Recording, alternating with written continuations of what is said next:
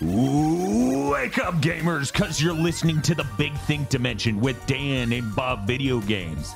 Big Think tokens coming in 2024, which you can use to fire Bob. Oh no! Chris Wolfhard.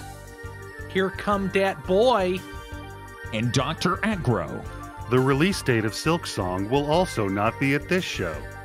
Here on GigaBoots.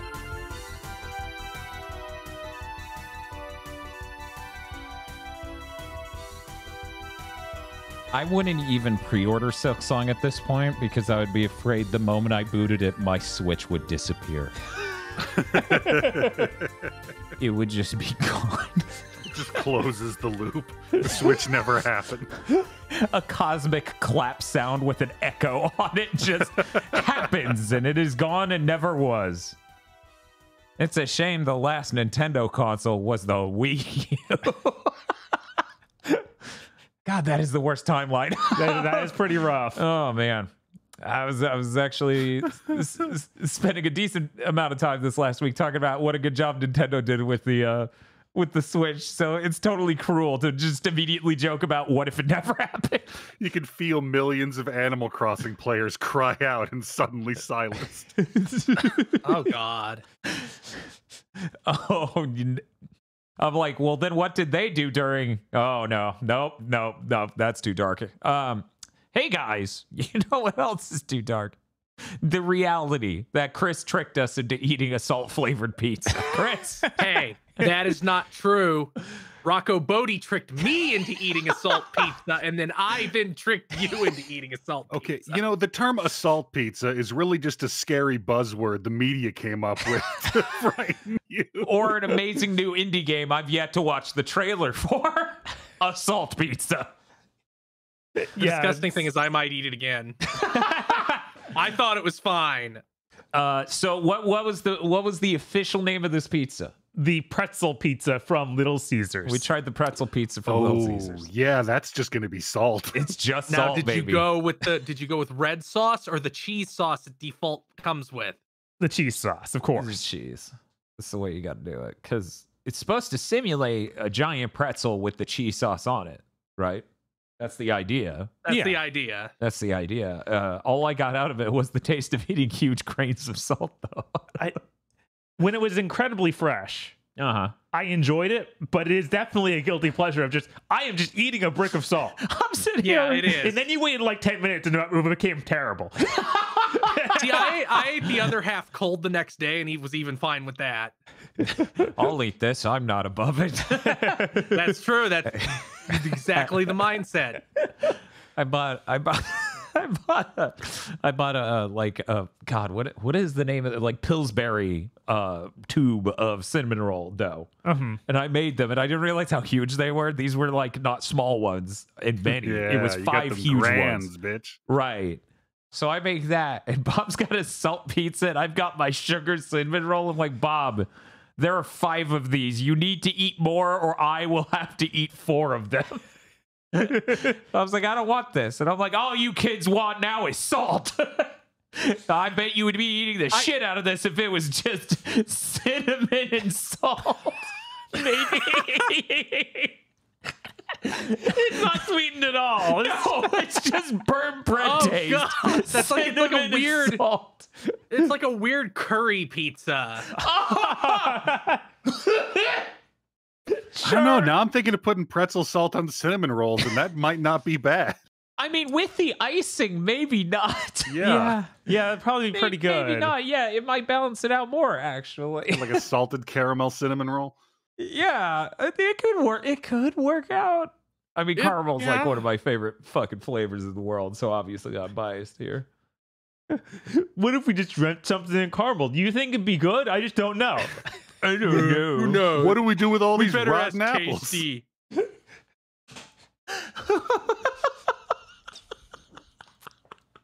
I'm just imagining the entire hilariously disingenuous YouTube channel that creates this content on the regular. I'm just like, I don't know that I'll like an energy drink. Are they really that addictive? Like every video they do is that. It's like person pretends they haven't lived in the same world that you have this entire time. So you just want to make Super Size Me over and over? Yes! Oh my god, yes, actually. If we could just make 10 mockumentaries a year. Jesus. That are all just that tier. Only that. Only 10. I had an Arizona green tea once a day for a whole month, and I almost died. Yeah, are we gonna be as full of shit as Super Size Me? Yeah, you got it. You got where it. like a year after we come out, people on the stuff will be like, yeah, he said he was drinking 1 Arizona iced tea a day. He drank 2 crates a day and ate no food. Yeah, he said he drank one of the diet green teas, but if you look at how much blood there is in his urine, you can tell he's drinking way more of that, and it's not the diet. It's like day 20. So I've basically been shitting Nickelodeon slime. Arizona iced tea, not the healthiest thing in the world, but you don't develop kidney stones that fast drinking 1 a day. What people didn't realize, he's eating the cans. That's why his fucking shit's green, because he's got the dye from the cans in it. Look, it's called goat paleo, and it's a perfectly viable diet plan. Oh, God. It's a respectable lifestyle. Me and my wife have been on this diet for years, and we were happy. And then I drank this green tea, and my dick fell off, and my wife divorced me. And it's not because I'm an asshole. It's definitely not that. So wait, is this whole like diet structure based around you have to eat the packaging for whatever you are eating? No, you're eating aluminum cans. Yeah, Oh, it's- Well, goats will eat other packaging too. So yes, That's you true. have to eat the packaging of whatever you eat. So you can Bob, call it plastic maxing. That could be another term for it. would you still eat instant noodles? No. You have to eat the styrofoam cup now. No. Bob, you have to find something to eat. I mean, if you're buying like Maruchan cup noodles, it's there's not much of a difference. That's just extra. You idiots were leaving this on the table. Can you believe the You gotta eat the hubris? skin too, man. That's where all the nutrients are. You're not going to eat the crust, really? You're just leaving that? Good Lord. There are kids in other countries I don't know the names of because I live in America that would Wait, love to eat your cup. The names of the You kids and the mean- names of the countries. You mean you don't eat the rind on the bread? You mean the plastic packaging? Yeah, the rind. Yeah. I like the Just word boil wonder. a bit. You're treating it like it's seaweed. Boil and bag bread loaf. If you ever wondered why sometimes we do food reviews on Big Thick, this is why. It's just a really good ramp to do a cool trick off of as we go into Insane. I don't know. Out of everything I just had to think about, I think the Mario Chan Cup Noodle styrofoam is possibly the least amount of packaging and the most edible, but I don't. This is a very dark road. Yeah, you can probably get it down more easily than plastic.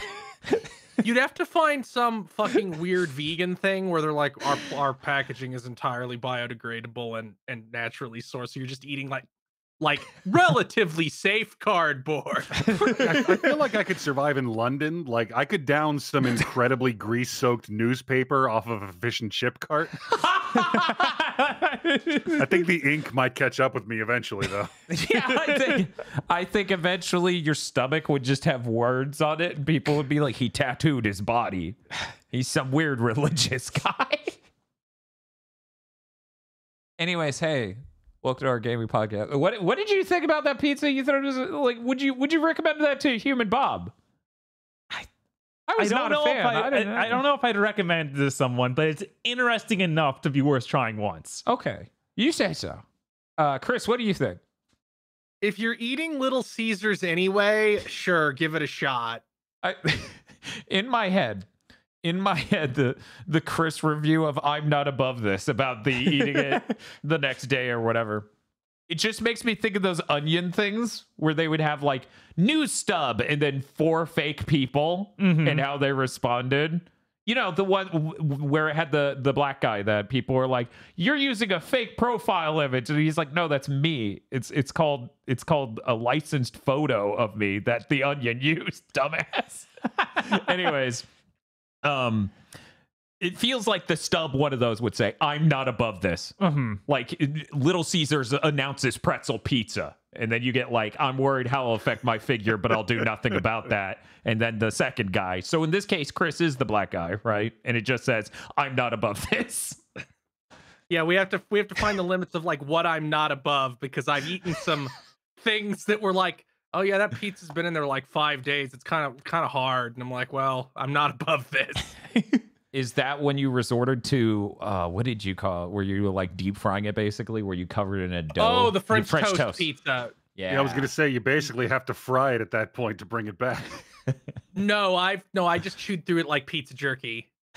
Ooh, pizza jerky. That's what happens when, you know, I use the air fryer wrong during a stream to heat up some food.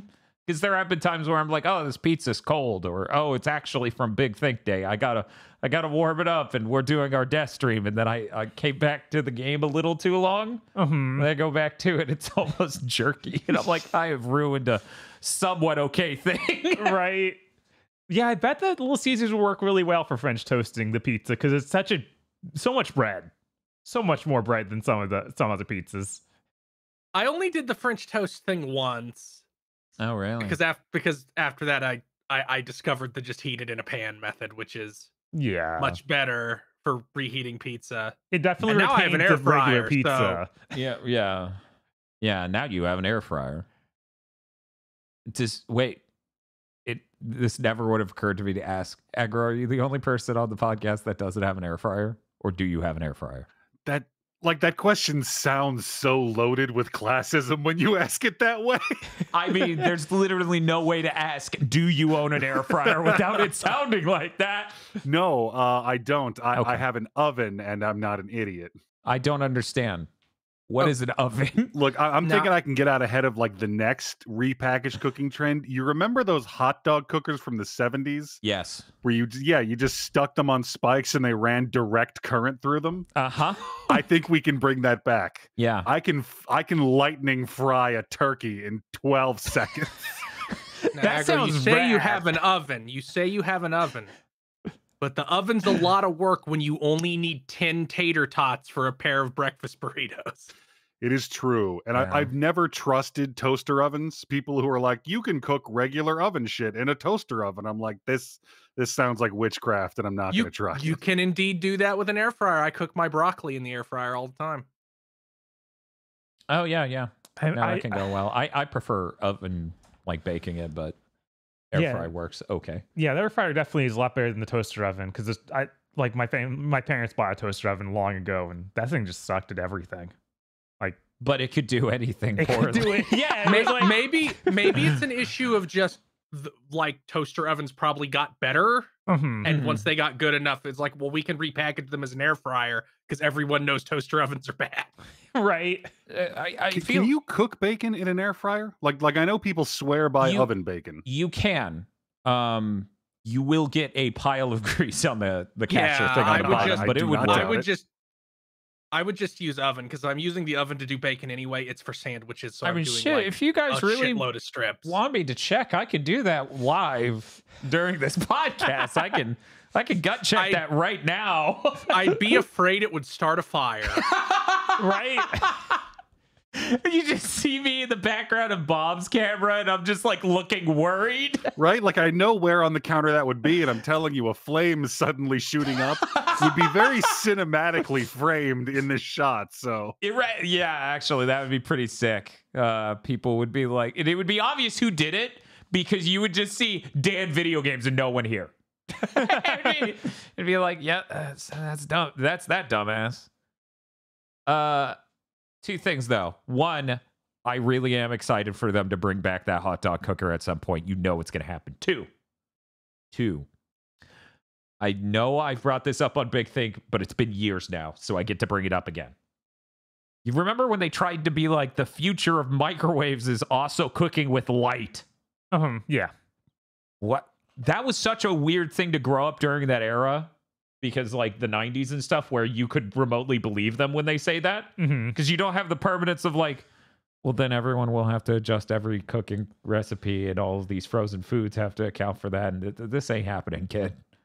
It's the sort of thing you realize as an adult where it's like the metaverse ain't taken off because that doesn't make fucking sense. I feel like I've never seen a real human owning one of those light microwaves, but I swear to God, they made them and sold them. Probably. It's just like the advantage is it burns your food because it's already microwaving it. So obviously the inside's going to cook at a certain rate, but you're also heating it with light, which means you're going to crisp the outside faster. It just seemed like we invented a solution for a problem that didn't exist because we wanted to invent a new microwave to sell you. Whereas nowadays they're just really smart. They just go, hey, do you want it to have a large screen on it so you can stick a funny picture on it? Because now it's a smart appliance. Yeah, it's so smart. It's so smart. Apparently that thing's called the Brava oven. Oh.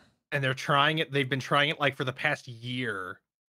Okay, as an oven, it kind of might. Maybe that could work. I mean, not when it costs $1,200. Anyways, we should talk about video games. Probably. I don't know. Sure. Occasionally I get a little hazy. Forget if we're a gaming channel or a food channel. Bob and I did an N64 retro roulette last week. Yeah. Right before we went live, Bob goes, did we make sure to put a rule that says no branded games? And I'm like, nope. I set up the Nightbot commands and everything yesterday. Technically, we were already live by the time he did that, but we weren't on the live screen. It was fine, right, Bob?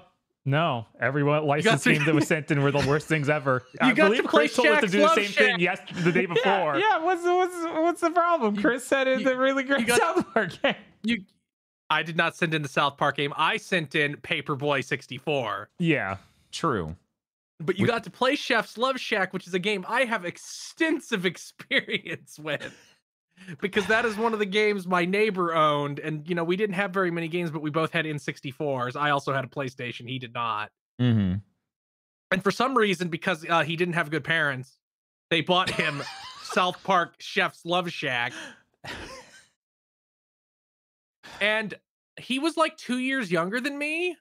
So he didn't know shit because he was like 8 and I was like 10 or 11. Yeah. So his strategy was just to hit the button to answer before any of the text of the question appeared on screen. It's a good strat. It seems like a pretty valid strat. I gotta ask, when you hit that button, it doesn't finish spelling out the options, right? Or does it?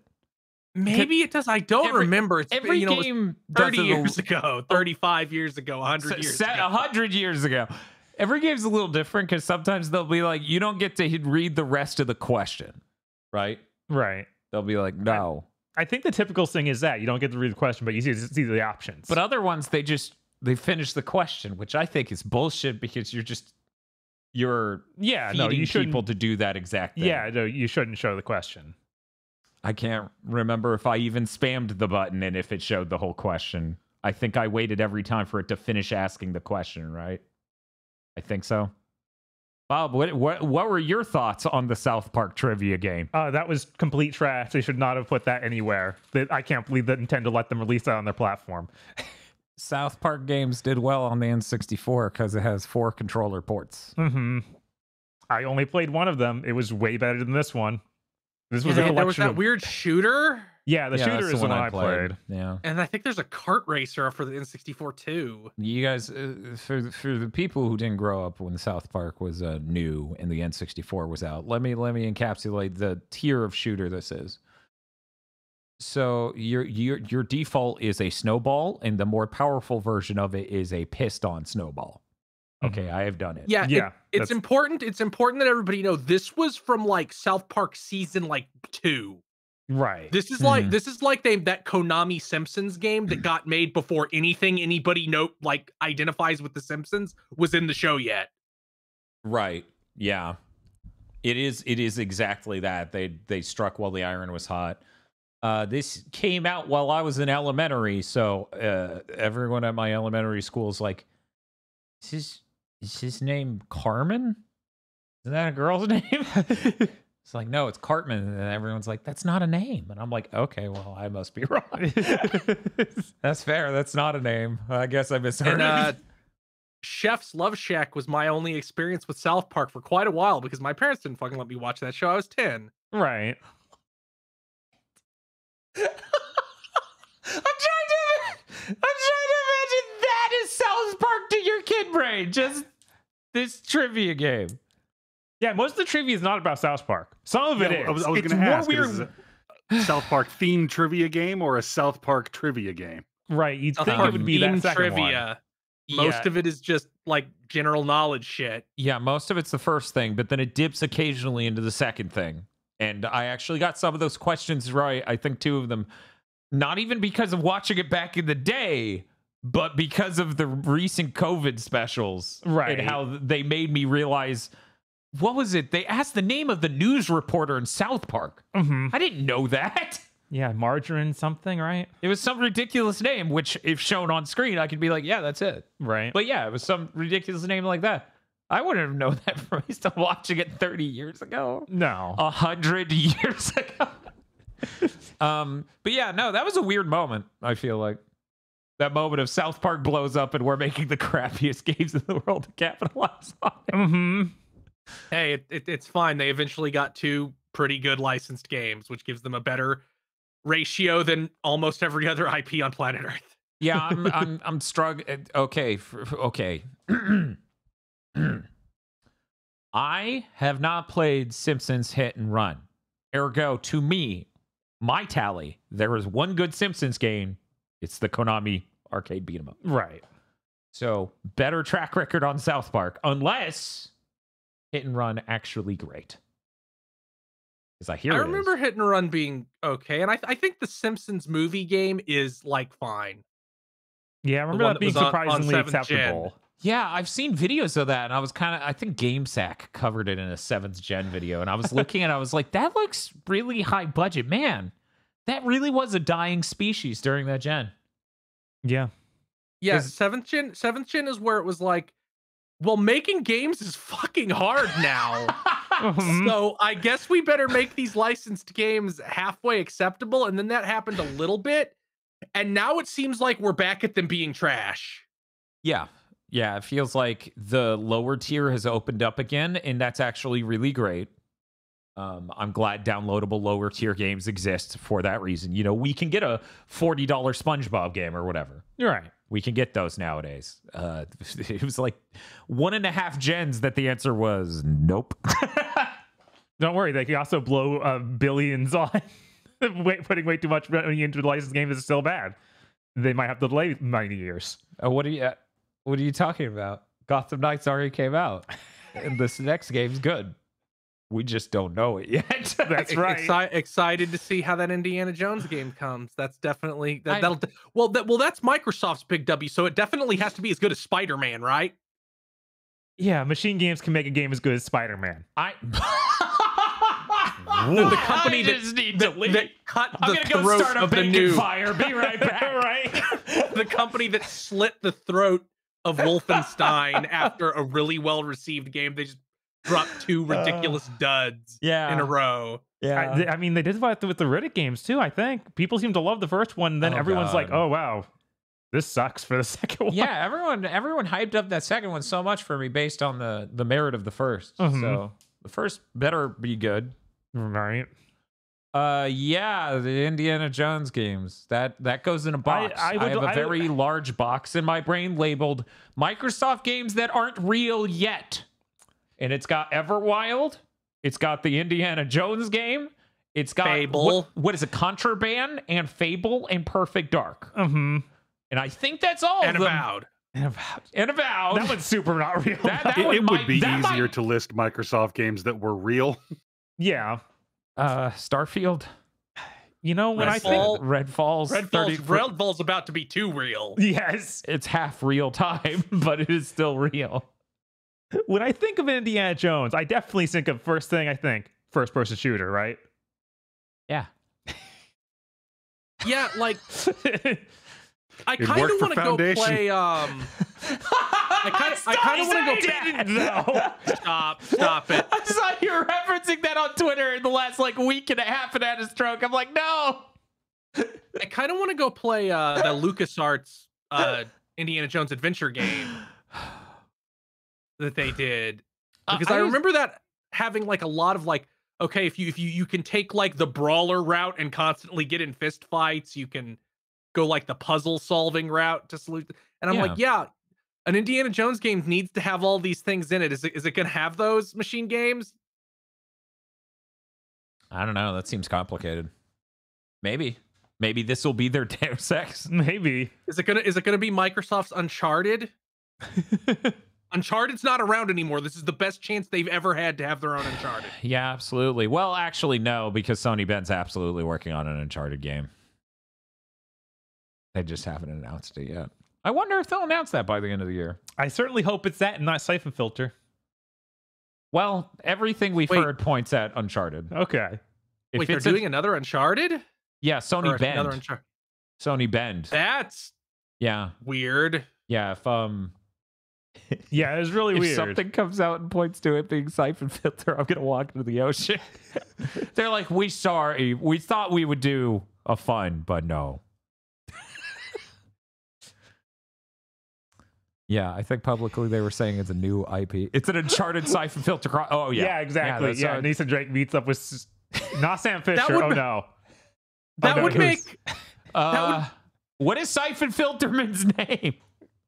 That would make that, because Days Gone is also obviously in the Siphon Filter universe. So that would make Uncharted and Days Gone set in the same universe.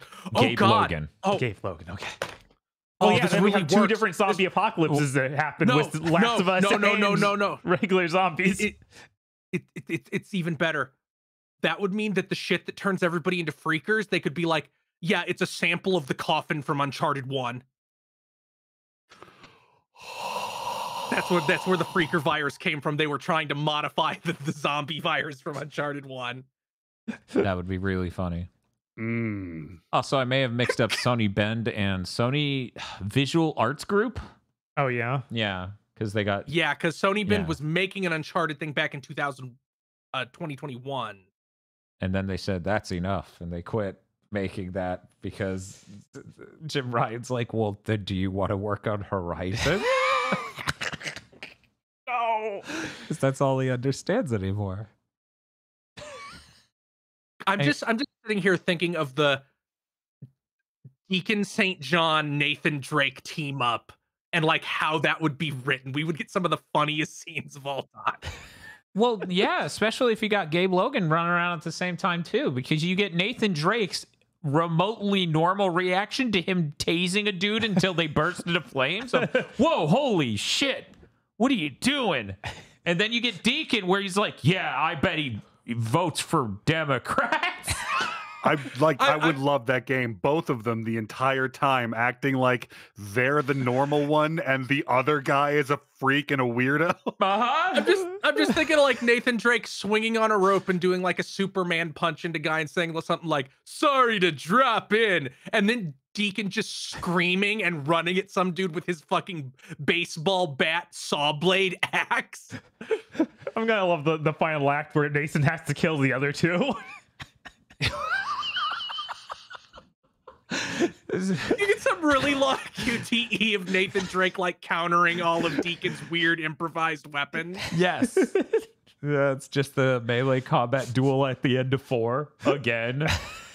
I'm just sitting here, I'm like, yeah, you know, these like Naughty Dog style video games, they're popularized by the really cool moments they stick in them, small moments that you can miss, where if you go to a part of the environment, you get a cool story, like they see a thing, and then the characters have to say a thing about it. And then Nathan sees a beer, and he's like, oh, that's a beer. That would be refreshing right now. And then Deke would say, that's cuck beer. And then Gabe Logan would go, actually, that beer gives you AIDS. The government put AIDS in that beer. And then Nathan would just go, what the fuck is wrong with both of you? I'm just picturing John Garvin on Twitter after this game came out being like, it's bullshit that Deacon lost. He'd beat him both super easy. It's like the dude who invented original Broly getting on Twitter being like, Broly would kill everybody. He'd kill New Broly. He'd kill Beerus. He'd own all of them super hard. I love the idea that Deke is their Broly. That's so good. I want to play like the first 4 hours of this game with all three of them, and then Gabe Logan just disappears after one scene and nobody references him again, and it feels totally normal. Because that's what happened, man. We're all just used to it by now. So Broly has a restrained like necklace, right? Of course. For Deke, does he have like a restraining order? Is that what restrains his power? And if so, who gave him this restraining order? Is it his wife? Jesus. Oh, he's got the ring that stops his freaker blood from reacting.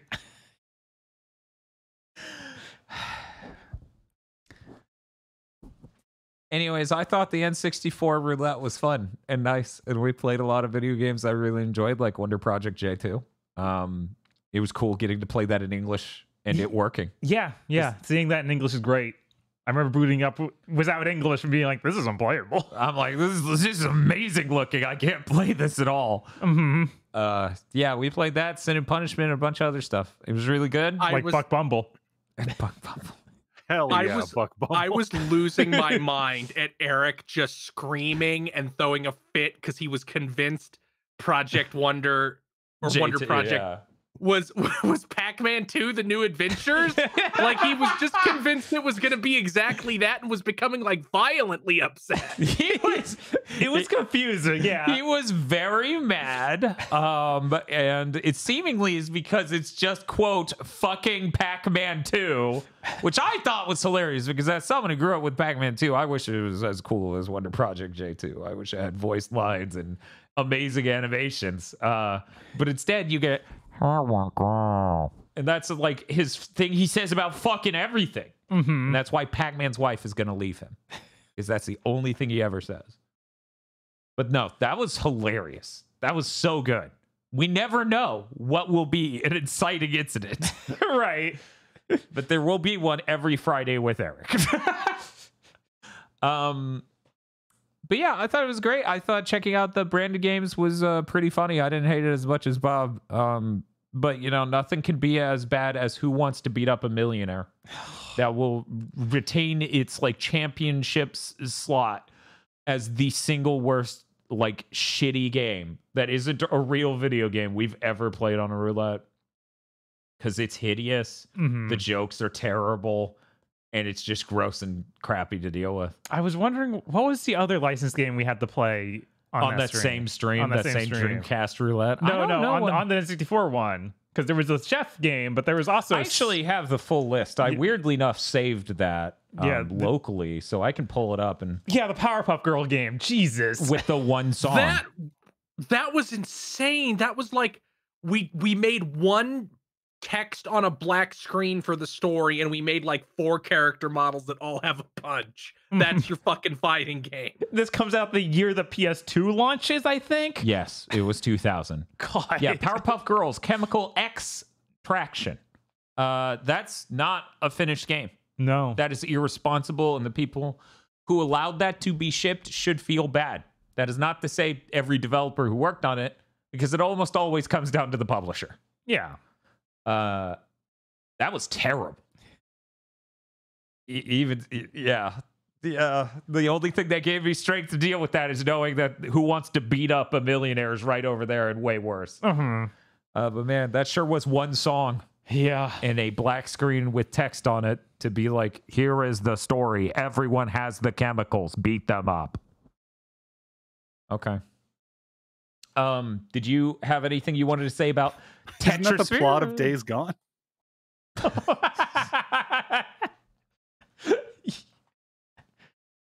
We also got to play Tetrisphere. Tetrisphere is great. It's amazing. I love everyone in chats and both of my co-hosts' reaction to seeing Tetrisphere, where they're just like, this is that fake video game from Star Trek TNG, where they put the thing through the hoop.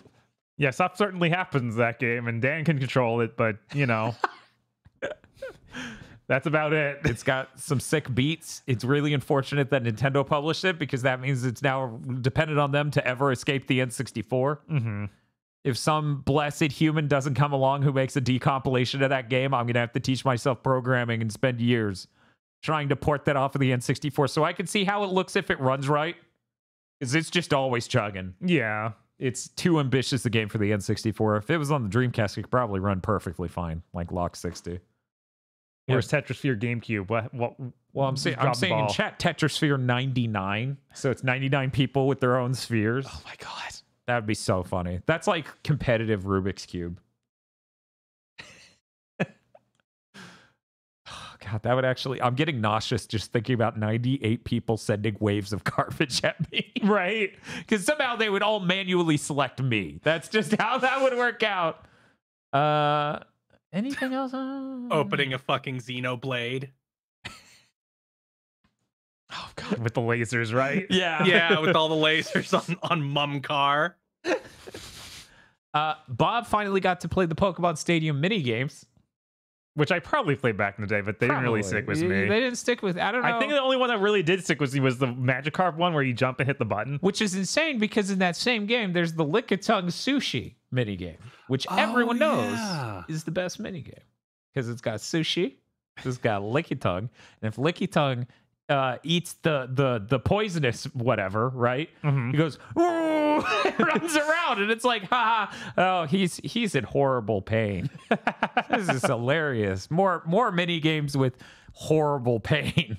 Oh, and also the iconic Clefairy mini game that you love so much. Yes. Where it's Simon. Yeah. But you get to hear the Clefairies sing a song to the beat, and that's really funny. And then do the dance, and when they do it wrong, they get hit with a giant mallet. Again, that Pokemon just seems feeling cruel horrible to pain. inflict on Bob. It's like, here, Bob, here's a long, complicated fucking list of commands. You have 4 seconds to internalize it. Also, you're live streaming. Good luck. Aggro, have you played Snowboard Kids? I'm not familiar with it. Okay, yeah, I remember. If I'm remembering correctly, you're a Cool Borders fan, right?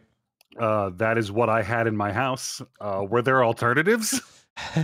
Snowboard Kids, apparently. Apparently, over on the N64, they had that. I was surprised. That game was really fun. Yeah, seemed fine.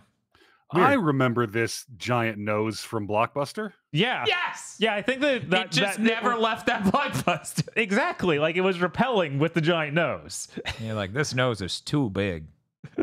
I like video games with smaller noses. I've only ever heard good things about Snowboard Kids. I thought it was really cool. I enjoy how it felt, and there's something interesting about like you leaning into the turns by holding down and to the right.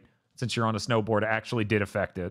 I think the only thing that was like a baffling decision that I hope they fixed in 2 was they make races with laps. Yeah, so you have to get on the ski lift. Yeah, you get on the ski lift at the end of each lap, but you have to do it on one at a time. So if someone gets there right before you, you then get a large gap between you. Because there's like a nice. bar that goes back down. It's very funny. Mm-hmm. Hilarious, even.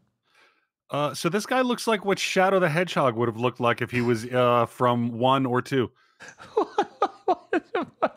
This is a nightmare. Why are you saying these words to me? Did you know that there was a DS Snowboard Kids? It had no soul because all the characters looked normal.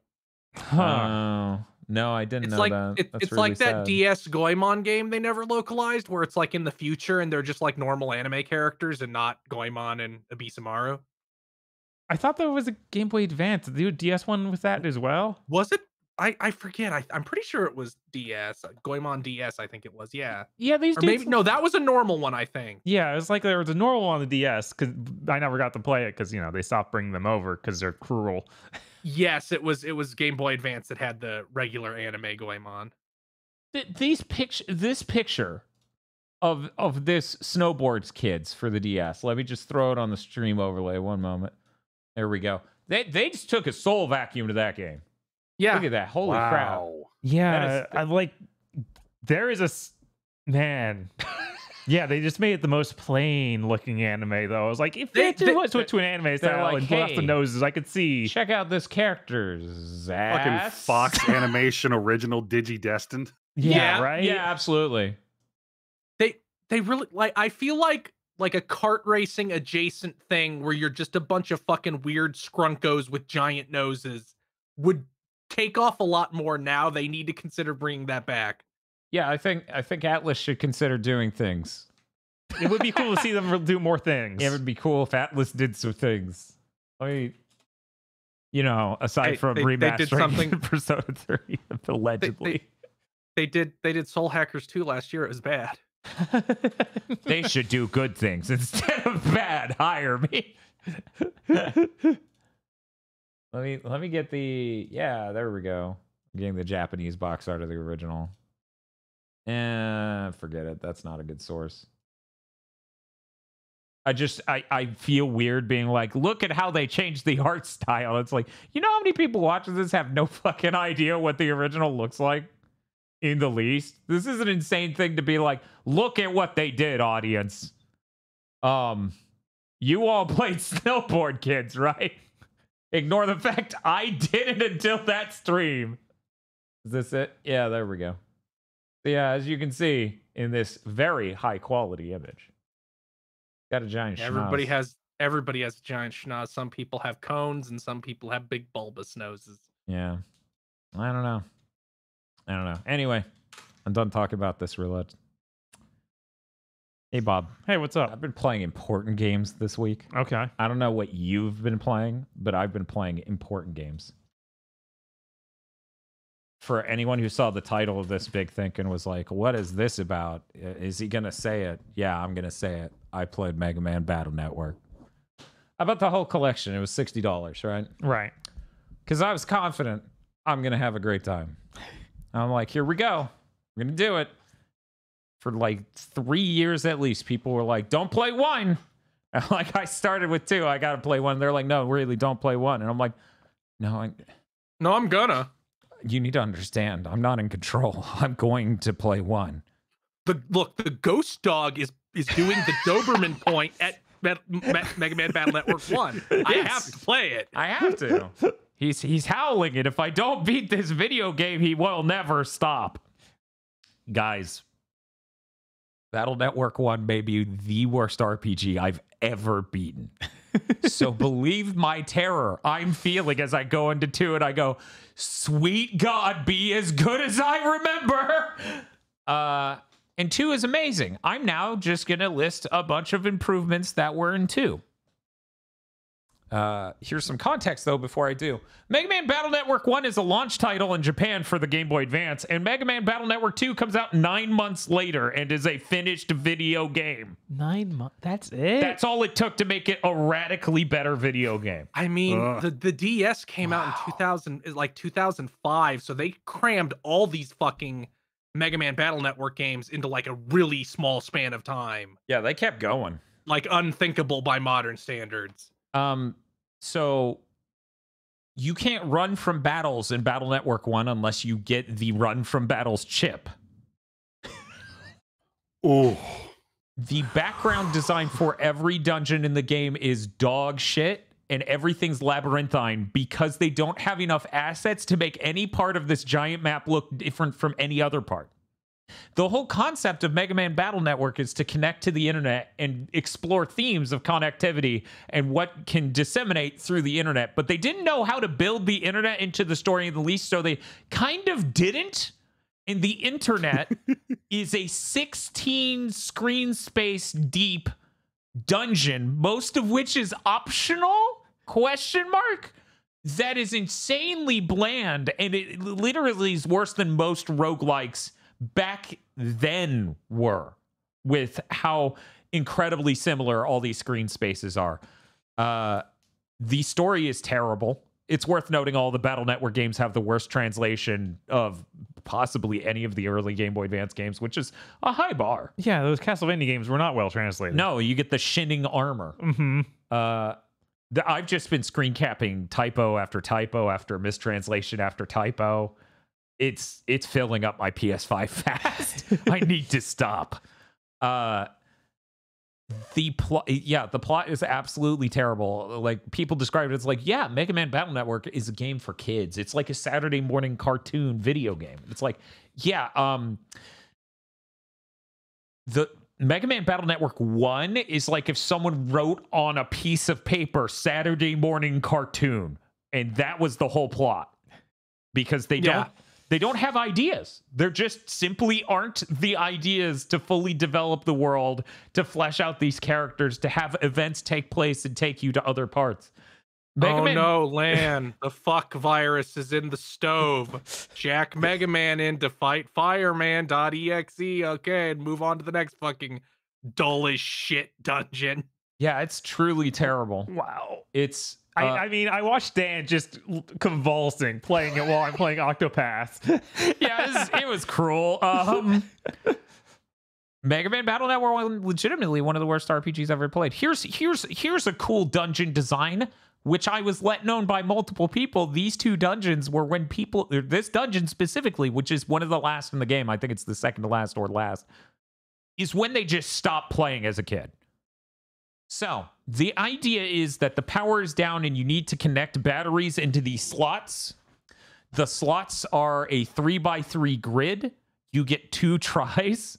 You have 2 batteries. They must be in the correct slots for both of them to light up the pathway to the next area. You get it wrong, you run to the other side of the map through Dragon Quest 1 tier random encounter battle occurrence rate to recharge the batteries to try the puzzle again.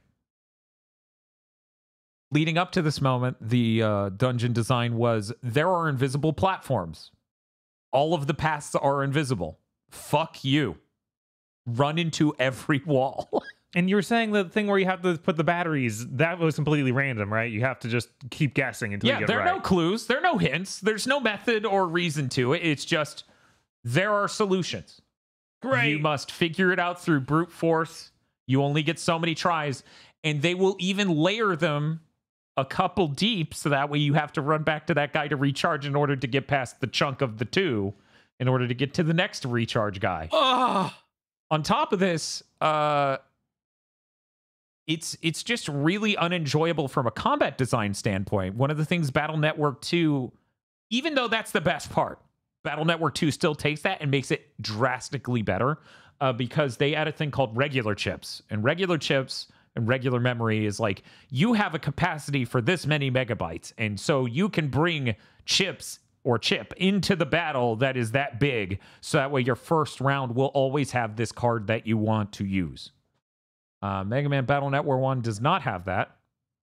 Mega Man Battle Network 1 has a really good combat system, but it's still not fleshed out enough. It didn't work on me, but maybe it will work on you, listener.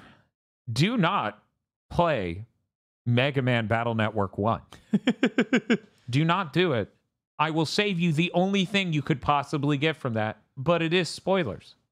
Oh. It's all the way at the end of that miserable game. So here comes the spoiler screen. One moment, and the spoiler music. Hey guys, you want to know the only bit of information you can get? This isn't Bayonetta Origins. Pretend that says Mega Man Battle Network 1. The only bit of information that you need from Mega Man Battle Network 1 is at the end of the game, they go, Megaman.exe is secretly your brother who died of a heart condition. I put his soul in a Navi.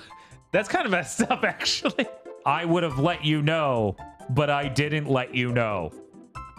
Now he is dying, your brother, and we must bring him back. But the only way you can do this is by using this program to change his DNA to 100% match yours, Lan. And when you do this, that means you will take damage when he takes damage, which means if he dies, you die. This is the last 10 minutes of Mega Man Battle Network 1, by the way. Weird. And then I don't think that ever comes up again. No. I'm really worried that Roll is also the same situation. No, Mega Man's completely unique in this regard. Okay. And then that guy, whoever wrote that, went and wrote Bionic Commando 2009. I don't know, maybe I just made that fucking up. And then in the next game, they promptly go back to just calling him Mega Man instead of his actual name, which is Hub. Because your name's Lan. Oh my god. And his name's Hub. LAN, I feel, is a way more acceptable name than hub. Oh, you want to go down this? Hey, guess what the name of roles operator is? I feel like I should know this, but I don't. It's the word mail with a Y. Like Yeah. email. Okay. All right. So anyway, don't play Mega Man Battle Network 1. I've now told you the only thing you can get out of it. Yeah, it's weird how Mega Man Battle Network's like the most forward-thinking like idea of what Mega Man is in a modern context. Like it feels very real and to what the world actually became. Oh yeah, and yeah. yet Here, let me take us out of spoilers. Sure. If you're not gonna. No, say I'm not going to anything. spoil Okay, anything cool, about great. this game I haven't Okay, played. yeah. Well, maybe you could talk looked about it. over and you were like, "Look at that guy." But yeah, it's weird that it's got the most archaic RPG structure maybe ever made. I don't know. The combat system's like really fresh and like stands out on its own even still. Mhm. Like it definitely could be a bog standard RPG, and I'm really, really glad they didn't do that because oh man. It's just all the trappings around that that combat system that are just old and trash.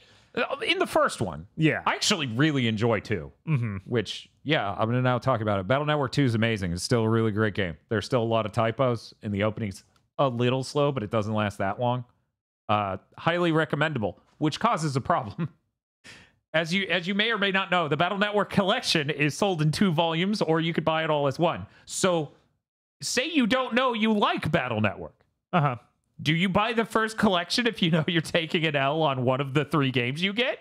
I mean, there's no telling with the next set, though. That might be another... I don't know yet. Those might be 3 L's just in a row. I know that yet again, 4 is allegedly really bad. I was warned by a specific person after I said 1 is really terrible. They're like, look forward to 4.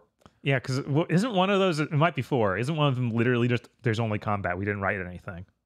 Yeah, 4 is very tournament oriented if I'm remembering what people have told me correctly. So I like Mega Man Battle Network 2. It has all the cool stuff I remember in Mega Man Battle Network. It has environments that look done, which Battle Network 1's environments are not done. They just look terrible and wrong. It is shocking that 2 is so much better when it comes out 9 months later. I like that this version of Mega Man looks even more like Castern. Like they've gotten far enough away from the original release of Castern at that point that they can be like, it It's can be even safe. closer now. Take it. Take it all. Yeah, take it all. Just change the color. That's it. I don't know. He's not white. Yeah, he's not white and he doesn't have a big C on his chest. That's about it. Yeah, that's you got to have both of those, otherwise it's original, Bob. Yeah. It's obviously not stolen because this dude's in a white suit and Mega Man's in a dark blue suit. Gosh, there'll probably be people who are like, no. Of course, you're making her up. I mean, There's he no- doesn't have a face cover in this shot. Yeah, it pops up later when he fights. Just like it does for Mega Man. So in Mega Man Battle Network 2, the internet connects various peoples and nations, and there are town squares where people meet. Oh, like There are PlayStation Home. There are message boards where people exchange information. It's almost like a fully realized fucking idea for a video game. Yeah, that was Speed Racer. He rides the dog real fast. That's why I call him Speed Racer. The C is for speed. But yeah, no, Mega Man Battle Network 2 is really great. It's a real shame that I have to worry about which half of this collection I should recommend, because 3 is also going to be a large leap from 2, people tell me, which is hard to believe because I'm loving 2. Mm-hmm. 1, in order to make it tolerable, I used the Buster Max mode. At first, when I lost an hour of progress because I didn't save enough, because my brain wasn't in the right headspace of, Dan, this is an old video game. It doesn't have a rewind feature because they didn't do that for this collection. It doesn't have autosaves. You just lost an hour of progress. For people who don't know, Buster Max makes your damage 100 times higher. So you do 500 damage per bullet. I did that to retread that, and then I got far enough in the game where it's like, hey, you want to go on the internet? It's 16 screens of bland combat garbage. And I'm like, okay, I'm turning it back on. 2 was really good until I hit the 3D Zelda moment. Yeah. Where about 14 hours in, the final thing before the end of the game becomes, I'm going to need you to run to literally every opposite end of the world and internet over and over and over, doing a really long fetch quest. Cool. So I turned on Buster Max for that because I had been up way too long and my insomnia was hitting me. Mm-hmm. So I had no patience left for run to the opposite end of the... This is how bad it is. You'll talk to a guy, he'll go, my brother's over here, go help him. So you'll run to the opposite end of the internet to get to his brother. Then you'll go, hey brother, I saved you. And he's like, great, tell my brother I'm fine. So you run to the other end of the internet to tell his brother that he's fine. And then that guy then tells you, well, I have a buddy in this town, which was kind of near where his brother was, but in a different spot. So you can either run even more across the internet or jack in from a different computer. Is there no fast travel? Yeah, fast travel in this game is you jack out and then you get on a plane and fly to a different nation to use a rich woman's computer. What? Sometimes the places you go make that the most optimal way to jack. I don't make now the listen, rules. I need you to go pick up my Taco Bell order. No, I didn't get it from the close Taco Bell. That's the bad Taco Bell. I ordered it from the one 35 miles away across 2 toll bridges. And then you bring it back and it's like, you fucking forgot my drink. Go back. Yeah, it really does feel like that. So my recommendation is play Battle Network 2 legit because there are a lot of really cool optional super bosses, like all throughout the game. Mm-hmm. They literally are just like, you'll see an important character from earlier or from 1, and then you can do a battle against them with their own Robot Master programs, and they'll just be the souped up version that's actually like coming at you hard. And if you beat them, you a lot of the time you get them as a summon. So you get really cool stuff out of that, like Proto Man, who is I can't remember if he was as unhinged as some of the other ones to fight. Mm-hmm. But his thing's ridiculous, where it's just like you summon him and he just appears in front of every enemy and hits them for 120 damage each. And I'm like, oh, that's awesome. Thank you. That can end an encounter on frame 1, literally. And they'll be like, congratulations, you beat this battle in 16 or 8 milliseconds. And that's always the funniest. Mm-hmm. And then it's like, here's $600. And I really enjoy that. I really enjoy optional combat stuff in RPGs. I really enjoy ways to challenge yourself as a player to get ahead. One doesn't have enough of that. It has a little bit of that. It's not that great. And so I've been having a great time with Mega Man Battle Network 2. I highly recommend Mega Man Battle Network. You might have heard of it. There is a $60 collection right now. There are... With new voice title screen. That stuff's so weird. That is pretty weird. Mega Man's like, you know what I like doing is when I jack out and I sit in my pet, it feels so good. I'm just like, what the fuck are you saying, Mega Man? Look, I'm just glad to hear Brett Swell's still voice acting and okay. It's been a while. Which one's Brett Swale? Is he Amuro? Yeah, he's Amuro. I thought Lan was Amuro. No, it's Mega Man. Okay. You might voice both. Because Lan sounds like Amuro, which is what's so funny about hearing Lan yell at like Mr. Famous. Okay, Lan is okay. Yeah, chat's got my okay. All right. Yeah, no, it's trust me when you hear the clips of Lan yelling at Mr. Famous as just the Amuro voice. It's the exact voice. It's just hilarious. He's like, your name will be Agent Lan. And he's like, oh, that's a cool agent name. Wait, did you choose your name Agent Famous? And he's like, no, my mother gave me this name. And he goes, oh. It's just weird hearing Amuro say that. Anyways, I'm rambling. We're moving on. Hey, Bob, what you been playing? I've checked out a new game called Rusted Moss, which I warned people I'd be playing. It is, in fact, not Moss. That is a different game. No, not Moss. Not you don't play the little mouse. This Moss is Rusted. Yes. Oh, I got to say this real quick. I just wanted to make absolutely certain. Okay. So, through my Battle Network 1 playthrough and my Battle Network 2 playthrough, I have been making use of a walkthrough on YouTube from 10 years ago. Okay. Made by someone in chat. so thank you, Mega Quint. I was like, wait a minute. Because when I first, I pull it up and I look at it, I'm like, oh, this one's good. This one's good. I'll use that. Wait a minute.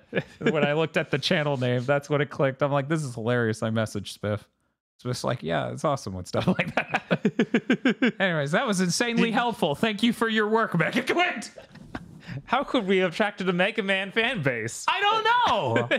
I don't know. You know that Advance Wars game has a map creator. It does. I don't know if they have sharing functionality. Find out tomorrow on our stream. Anyways, Bob, tell me about Rusted Moss. Strangely, it also has a map creator. I thought you were going to say a small mouse that is like... No, it does not have a small mouse. This is a Metroidvania where you play as a fae girl in a post-apocalyptic world who uses guns. And you're trying to find pieces of the Fairy Queen to restart the Fairy Age or the Fae Age of humanity or the world. My brain, because Chris won't stop bringing up, is just thinking about that rhythm game. It's like, you sapiosexuals need to meet up. Make smart babies. Sorry, anyways, continue, Pop. How? How is this related? You need to that restart 2011. Please just he stop. He tweeted about it in the last 2 days. He did, and Yeah, he needs to true, stop. I did. I'm sorry, something that fucking funny I can't. Especially since I'm pretty sure the fucking creator did like a whole different game where the indie tries to negate that first game. Anyway, Rusted Moss. It's a fun Metroidvania where you get a grapple hook. And it's got physics-based momentum for it. So a bunch of the game is using it's a bungee cord to like bounce yourself places. And it's one of the most non-linear Metroidvanias I've ever played. It basically is like within the first hour or so has checkpoints for the map that show you 2 abilities to get. After that, you're just like, do whatever. You don't even need to go get that first ability. So it's kind of like an open world Metroidvania. I guess. Because you just wander in whatever direction you want. I guess. Worth noting to people who've seen Momodora, this is the one with the Momodora-esque art style, right? Yes, it does look a lot like Momodora. It is not the Momodora people. No. They are working on that new Momodora. Momodora, the subtitle was Apology, right? Yeah, I think so. that was, yeah. Yeah, that's pretty much the tone it had. You've played Flint Hook. No. No? I've seen it, but I've not played it. That was a whiff. I was going to ask how does it feel looks a compared to lot that? better than Flint Hook. Okay. That's what I assumed, but I haven't played Flint Hook. I've just seen videos. And Flint Hook is all randomly generated roguelike stuff, isn't it? Yes, Yeah. at a content level, it's that. I was going to ask about the grappling. Because grappling seemed incredibly physics-based in Rusted Moss. Yeah, in a good way. It's extremely physics-based. Like, It's Umi Harakawa Satyr. yeah, and it asks you to do maybe even more unhinged stuff than that. I also got a rocket launcher, which doesn't seem like it's intended to be a movement mechanic, but you do get you can do a rocket jump with it. Just a little bit. So that can mess with the physics even more to get you to places. It's like, I don't feel like I should be here. So I think I've done some of the hardest content of this game just by wandering into it on accident. Okay. I even got to one part where it put up an obstacle that I just seemed impossible. And I was able to cheese through it with a rocket jump. And I looked up a strategy guide online, and they did some movement I didn't know existed. There's like another ability I got an hour or 3 later that would have let me do that easily. Because you get this thing where you throw the grapple hook out and then you can yank it. Okay. And that lets you really cheese stuff. But before that, you have to really finagle the rocket launcher to get you to do stuff like that. Jesus Christ. So maybe don't do what I did. Maybe if you get to a thing that seems impassable, you should not pass it. There's a theme to this big thing. It's don't do what I did. Don't order a pretzel pizza. Don't do what Johnny Don't does. They could make this clearer. It even has some areas that feel like this is just for people who watch our content, really. They feel like they're areas made by Megaman.exe or Acidia. Oh, okay. There you go. If you're still around from the Mega Man Maker days, that explained that. I looked over and I saw an area that looked exactly like that, where I'm just like, there's no ground. There are spikes on every surface, and he needs to hookshot to keep swinging underneath and above the 2 rows of spike pillars. Yeah. The Celeste devs aren't involved in this, are they? That's exactly what I thought of. I don't think Because- so. Not only is that like Celeste, before Celeste, they made an old fucking Flash game called I think it was called like Good Job Robot or Hello Robot or something like that. It was on fucking Adult Swim Games. I'm trying to remember the name. And you had a grappling hook, and you had very insane puzzles exactly like that. Where it's like, yeah, there's spikes everywhere. Is there something as blessed as grappling hooks in video games? Because obviously everyone loves gliders Right. for open world stuff, but grappling hooks are just way more fun, They are. especially when they're physics based. Yeah, when you Like get Zelda to really ones are get cool. weird. Don't get me wrong.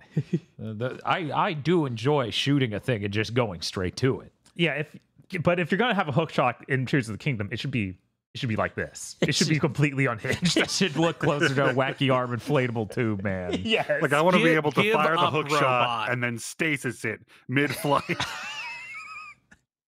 and then hit the backside of the handle of the hook shot with a bat. But they think of interesting limits. Like in air, you can only shoot out the hook shot once. But if you grab onto a ledge or hit the ground or hit they make little bouncers in air that work once. Like you bounce onto it and then you're Like in you Sonic the reshot. Hedgehog. Yes, it resets your hook shot. So then that lets them make more complicated things for after you bounce off of it. And they also have a thing where some of the ground has grass on it, and any ground with grass you can duck on and then do a super jump from, like Mario 2. So that adds even more layers of like, okay, you're gonna need to do a super jump off of this, fall way down below it, and then show the grapple hook back up so you bounce like mad after that. Does Celeste also have the Mario 2 super jump? I'm trying to remember. Like the hold down and then jump. You jump. Yeah. No, it does not have that. Okay. You have like climbing and air dashing.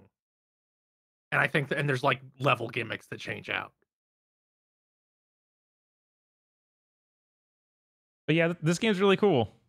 I definitely just trying the demo. I think it's only up on itch.io for some reason, but the game is on Steam. And weirdly, my demo is saved transferred, but I don't think it should have because that demo is clearly not done. Like, I don't think it has the intro. And I don't think, like, some of the Pixar doesn't look as done. It has weird glitches around, like, showing you... this game has this mechanic so you can heal yourself with your MP. Kind of like... It's I guess their answer to, like, an Esc's Flash sort of thing where the MP retarded from killing stuff. And it's just you're always on active healing. And it'll pop up with a little thing that says, oh, you can heal now by hitting E button. And the demo would show you that while you didn't have enough MP to heal, which obviously... I remember you bringing that up. Yeah. Yeah. And the full game fixes that and is a complete game. I don't know why the demo save transfers. I feel like it shouldn't have. Is it only on PC? It is only on PC for now. Okay. They say that it says like to be announced for consoles, but I got it on PC because it even boots up and says keyboard and mouse recommended. It does work with controllers. Okay. But I imagine this is real hard to do some of the weirder stuff with a controller. Possibly, yeah. Completely random note. I'm slipping it here because it's not a full news story. A medieval VR. You remember they announced that and showed it off and it looked cool? Yeah. In a tweet reply, they're like, yeah, it's coming to PSVR too. I'm like, what are you gonna play? Woo! So anyways, I'm really excited for that. That's cool. Because I don't want to buy another headset for PC. No. Especially not after I did my taxes. Right? Did you have anything else you wanted to say about Rusted Mod? I guess not. Yeah, that pretty much sums it up. It's really cool art style, very fun mechanic that takes a lot of getting used to. Using the keyboard and mouse is good for this, but also it makes my hand kind of hurt after long enough using it. like with the mouse or with the keyboard part especially. PC gamers, if you have advice for Bob on how to better use a computer, let him know on Twitter. Bob, I have to ask you the question I'm asking at the end of every game discussion this episode. Do you jack in this game? No. I'm sorry. The age of man is ending. No more jacking. We don't have time for jacking it.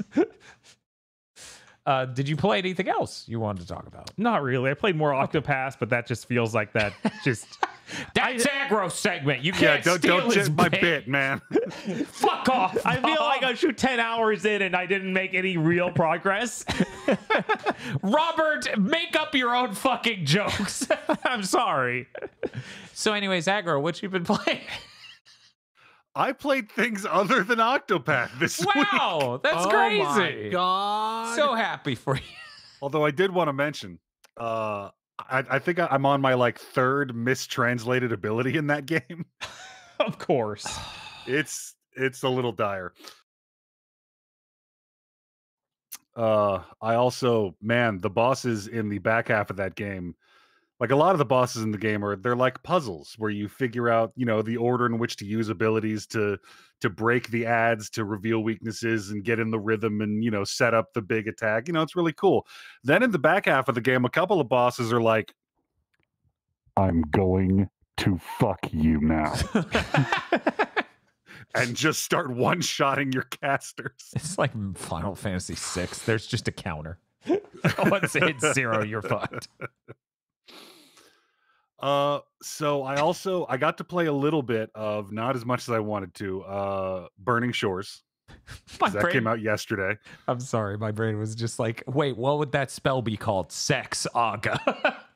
Anyways, how's Burning Shores? This is the expansion pack for Horizon Forbidden. Bob, it's not 1990. West. It's the DLC expansion. Nobody has expansion packs anymore, except for Nintendo Switch Online. and MMOs. And that's true. I was very smart. I was at work when it came out, so I pulled up my phone and I opened the PlayStation app and I bought it on there and told my console to download it so it would be ready to go when I got home. And I got the tone of the story. And I booted up my PS5 and I didn't still have Forbidden West installed. Oh no! That is huge. Why did it let me download Burning Shores? Here you go, dumbass. Oh yeah, you don't even have a disc. You have to download that then too. Jeez, jeez. So that was delightful. I'm so sorry. You have to be our Burning Shores correspondent. Because, of course, between Battle Network, Advance Wars, and the Xenoblade DLC coming out next week, I'm like, look, I'm going to check that out because I need to know. I'm too far in on Horizon to not check that out. I traded in our copy, but... Oh, no, it's on. I brought this up before. It's on Extra. Oh, right. Yeah. Why, Bob? You're sleeping on value also here. Jedi Survivor. What do I gotta say to get through to you the value? The value of playing a game you really don't want to ever see again. Hey, they probably patched in more people who do the mini game something strike. What was it called? Machine Strike. Machine Strike. Desert Strike. Ooh. Man, well, you're really good at Desert Strike. She's drinking a Surge and owning him on one-handing the controller. Man, I forgot how many little extra things they added to combat in that sequel. It was like picking up an MMO after a couple of years. Yeah. Like, what do all these fucking buttons do? How do I do that one thing I know I can? Yeah, it's always a bad feeling. I get that feeling every time I go back to a Housemarque game that I used to be incredible at. I pick it up and I'm like, oh, there's so many mechanics. I'm just going to delete my save file and start over. Quick question. I'm not sure I ever asked you. How much of that game did you play aggro? Because obviously you beat it. But, like, do you know roughly, like, percentage-wise, like, what your completion was? Oh, No, I couldn't tell you. Like, I didn't finish all the bandit camps. I didn't do any of the racing thing. Yeah, Did we there do was it? racing. There was machine racing. It was I've weird and kind of bad. Yeah, I never saw that. I never saw one of those. I've never Oh my seen- god, yeah, it was a whole thing, dotted all over the map. You had to beat all these races to do the ultimate race. I remember being thrown a gladiatorial ring where I had to fight enemies with the timer, I think.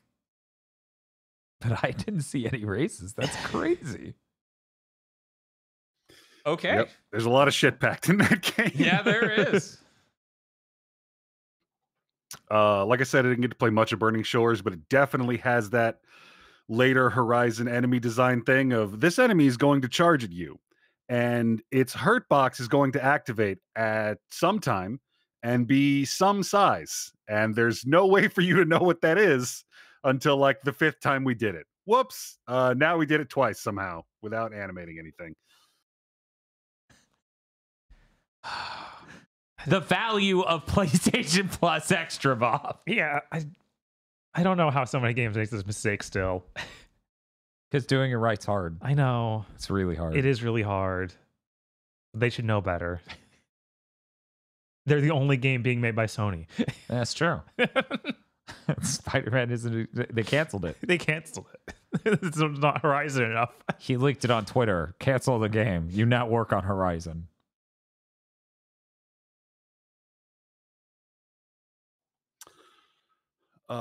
Also this week, because I had a friend visit for a couple of days, I had the weird opportunity to play It Takes Two Huh. with a person who has played 3 video games in her life.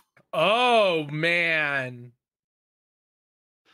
Yeah. I feel like somebody told me if you play that game and you're the one who's played video games, you need to pick the wife. Okay. And I had forgotten that. Oh. Mm-hmm. So I let her pick the wife, and that game hates the wife, and the wife has to do all of the challenging shit. I felt so bad for hours watching her fuck up the same jumps over and over. That's rough, man. I was like, was this the intended design? Was this get your girlfriend to play video games with you and then strangle her? Maybe. Yeah, It Takes Two, sponsored by Man Tea. Jeff Keighley's like, thanks, director, who luckily didn't curse this time. Keep flashing back to all I heard about this game on Game of the Year. Just, oh my God. I wasn't prepared for this book. No matter what they said, I was not prepared for this fucking book. There's no being prepared. There's also no being prepared for the caucasity of this game. It's truly impressive. Oh my God. Yeah. Yeah. Also, what the fuck is wrong with that tree? What happens? I don't. What, like, we had a goal. We were going to get from the shed to the house. Yeah. Why am I riding a ghost catfish? Shit happens. I don't remember. There's so much of that game I now don't remember because it's just big set piece, big set piece, big set piece, big set piece, big set piece, big set piece forever for the whole 10 hours. Mm-hmm.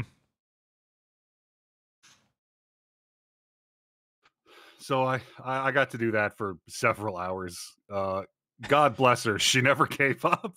Okay. 2 things. One, She's also never coming back. yeah. You can't trick me into playing another one of those video games. 2 questions. Yeah. Aggro, one from chat. Was it Eric's wife? I did think about her the entire time. Please tell me about all the times you think about Eric's wife the entire time you. Second thing, have you seen the movie Stay Tuned, which is currently free on YouTube? No, I keep seeing it pop up on various streaming things, and I feel like that's a movie I should have seen on TV Yes. when I was a kid. It feels like that should have happened. Yeah, Dan showed me several parts, and I was like, this should have been something I've seen Right. for sure. This should have been on Comedy Central. They air it a billion times, like Beetlejuice and a few other comedies. Mm-hmm. It even has a lot of actors from Beetlejuice, or at least a couple. So now that you've played a chunk of It Takes Two, I implore you to just watch that movie and feel it out and be like, yeah, that's the same ley line they're both tapping into. Mhm. Seriously though, I grew up with a deep love of reading, and I've never wanted to stab a hardcover book as much as I do now.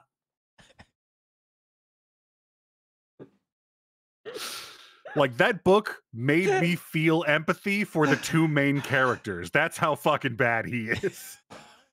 Yeah. That's his job. I trapped you in this cars. Anyways, I gotta get back to my electro pond. And then he disappears, and you're like, is that book a demon? did I piss someone off? Like I said, I have the theory that he is a demon the husband contracted with to keep his wife trapped in this marriage. The hubris. Because he's like, I'm not getting a job. If I have to ruin this woman and my child's life so I don't have to get a job, that's what's gonna happen. What a principled man. Yeah, that guy he's fucking scary. Mm-hmm. He is low key terrifying. But he's He our will hero. stop at nothing. Did you get to the garden? No, I never got out of the like increasing Matryoshka hellscape that is that tree. Yeah. Yeah. Did we stream us playing it, Bob? Or did we just play it off I stream? think we just played it off No, stream. you played it off stream because there would have been so many fucking things that resulted from that stream. I remembered in the tree, I'm like, Bob, things really got out of hand. I feel like we lost sight of our goals entirely. Look, we need to go to the tree empress. It's important, Dan. And then the wife's just like, can we get to the thing? And he's like, I'm sorry, we got to relitigate some of these laws between the bee races. God, that was in there. There is a lot. Yeah, there's like a robot hornet piloted by a squirrel. Yeah. Rolling. God, what the fuck happened there? A lot. And it wouldn't stop.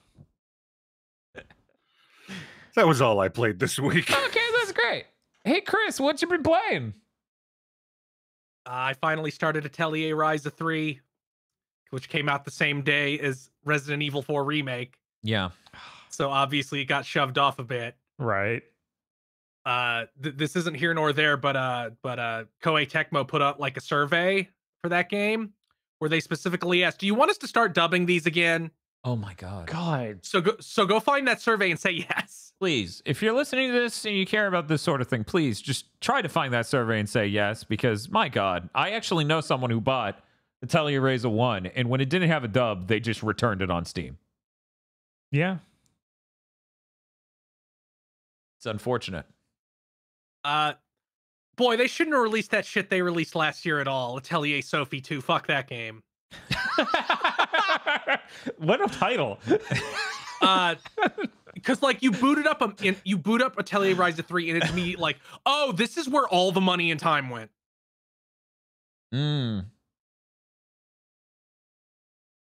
Because I'm only like 5 hours in, but it's like, wow, this is sure a good Atelier game where you have good item creation and the areas make sense and you're not dealing with the worst mechanic in maybe any game I've ever played from Atelier Sophie 2, which is these fucking keystones. So in Atelier Sophie 2, you got these keystones. And what they did was they changed the weather. Okay. So like one would make the sun come out, one would make it rain, and you eventually got you got a thunder one and you got a snow one. So you had 4, and you couldn't use them all in every area they were available in. But the problem was, one, it didn't add anything to the game. It was like, oh, I can't progress. I need the keystone. So I swapped the weather and now you can progress. Like, it rains, so like a riverbed fills up and there's platforms on it you can jump across to get to the other side, or it snowed so the lake fucking froze. Mm-hmm. But the problem with that was it also changed all the items you could get in that area. Oh. Because the way an Atelier game works is there's enemies, of course, because it's an RPG, but there's also collection points all over the map, which is where you get the items, the stuff for item creation. And in Atelier Sophie 2, they would change the items based on what weather it was, and the enemies would also change. And sometimes enemies do drop shit you need. So it became impossible to mentally keep track of where you got stuff in Sophie 2. This literally sounds like a 10 times worse version of Oracle of Seasons. Yeah, it's pretty rough. Yeah. Why don't you just play every area 4 times? To pick up something that might be good. Right? In this... and also Sophie 2 was just unbelievably cheap. Like, it looked cheap. The areas seemed cheap. How were the thighs? Not present. Yeah, I was like, I think that's a Rise exclusive. Yes, it is. They don't want to mess up the brand image. No. And frankly, like, Sophie 2 sucks from the angle of we had to write a story that can't matter. Because the way all the Atelier trilogies work is they're a trilogy. They're connected. They before Ryza, they had different protagonists, but the previous protagonist was there. Like, you play in Atelier Rorona, you play as Rorolina Frixel, whose name is Rorona for short. And then in the sequel, Atelier Totori, Rorona is Totori's alchemy teacher and is present. And Sophie is in the sequel to her game Atelier Firis. So they had to make this fucking story where she goes to the dream dimension and where you lose all your memories of it when you leave. So they had to make a story that couldn't matter. And I didn't beat Atelier Sophie 2. It's one of only 2 Atelier games I didn't beat. I have not beaten. Out of the past 16, I have not beaten 2. What's the Arceus Machina score for that one? 10. Right? And everyone forgot everyone else and nothing happened. and now that I think about it, the other one I didn't beat was Atelier Little and Suelle, which also felt like something that got thrown on the flames so they could make Ryza 1. Rise is just too powerful. They need to keep sacrificing things at her altar. Yeah, the altar of her thighs. Yes. I had the mental which is image weird. earlier when I asked about the thighs thing, where I was like, yeah, if they ever do a crossover between Ryza and a different property, just bring the thighs over. None of the characters. You just bring over. It's very strange that Atelier Lelua, which was the one that came out between Ryza 1 and Ryza 2, is actually really good. So it seems like just I guess they maybe that's when they stole from Fairy Tail. I think that might be what was like, yeah, we got money to make this Fairy Tail game. Let's just make the cheapest shit possible and put all the money into Ryza 2. That's really how it feels. Because Ryza 2 is the one where it's like you can climb walls now and you have a grappling hook and you can go underwater and all this other shit. But yeah, it's really good. Those are stunningly great games. When are they going to make the Atelier game where one of the characters is stacked like the badass hunter bitch from fucking Xenoblade 3? The one with the dual swords? We need someone stacked in the front too. Jesus. This is important. There's a character that's obscenely stacked in the front in Ryza. I'm going to need... Wait, so she's a party member. I'm going to need them to dub these. Just min-maxing on one game. Come on. Yeah, I know. That's fucking absurd. Look, that's the JRPG strength. You got to have something for everybody. Xenoblade knows. Holy crap, does Xenoblade know? So yeah, that's really good. I'm enjoying that. I played one other thing. Speaking of good game franchises that have really bad first entries that maybe you should never play ever. Uh-huh. I played Uncharted 1. Oh. Did you I stream streamed that? through that. Yeah, I streamed all of it in one sitting because it's only like 5.5 hours long. I keep missing that his streams are happening. I don't know. I saw him on Twitter, but it was the day you weren't here. I'm so fun. Oh, I take one day away from the internet. Anyways, how was Uncharted 1? bad.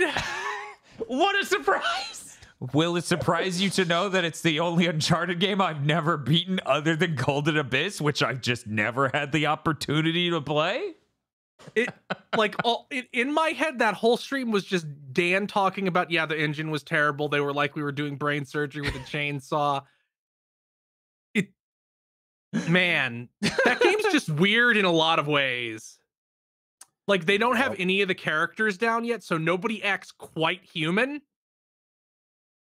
Like, Sully gets shot in the beginning, and Drake's like, oh, man. Like, he doesn't react, like, normally at all.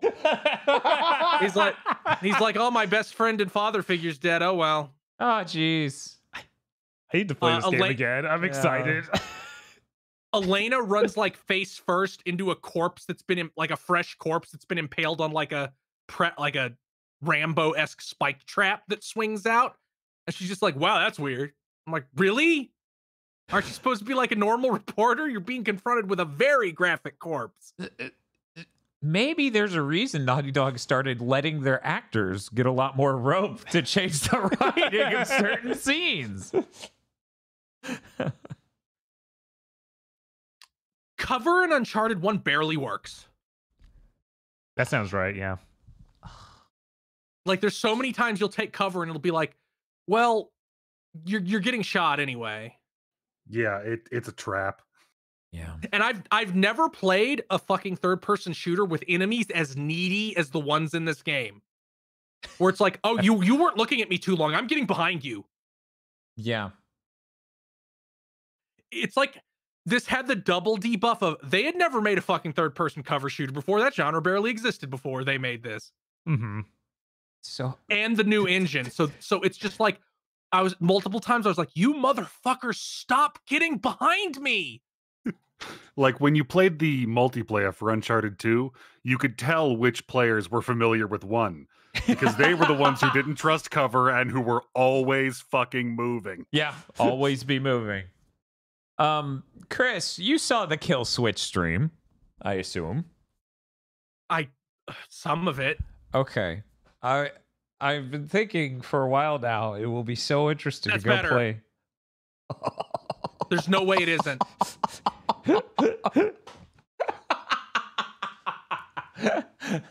So later on in Uncharted 1, they introduced the instant kill enemies, which are dudes with laser sights. Mm-hmm. And if they stabilize it on you, they kill you instantly.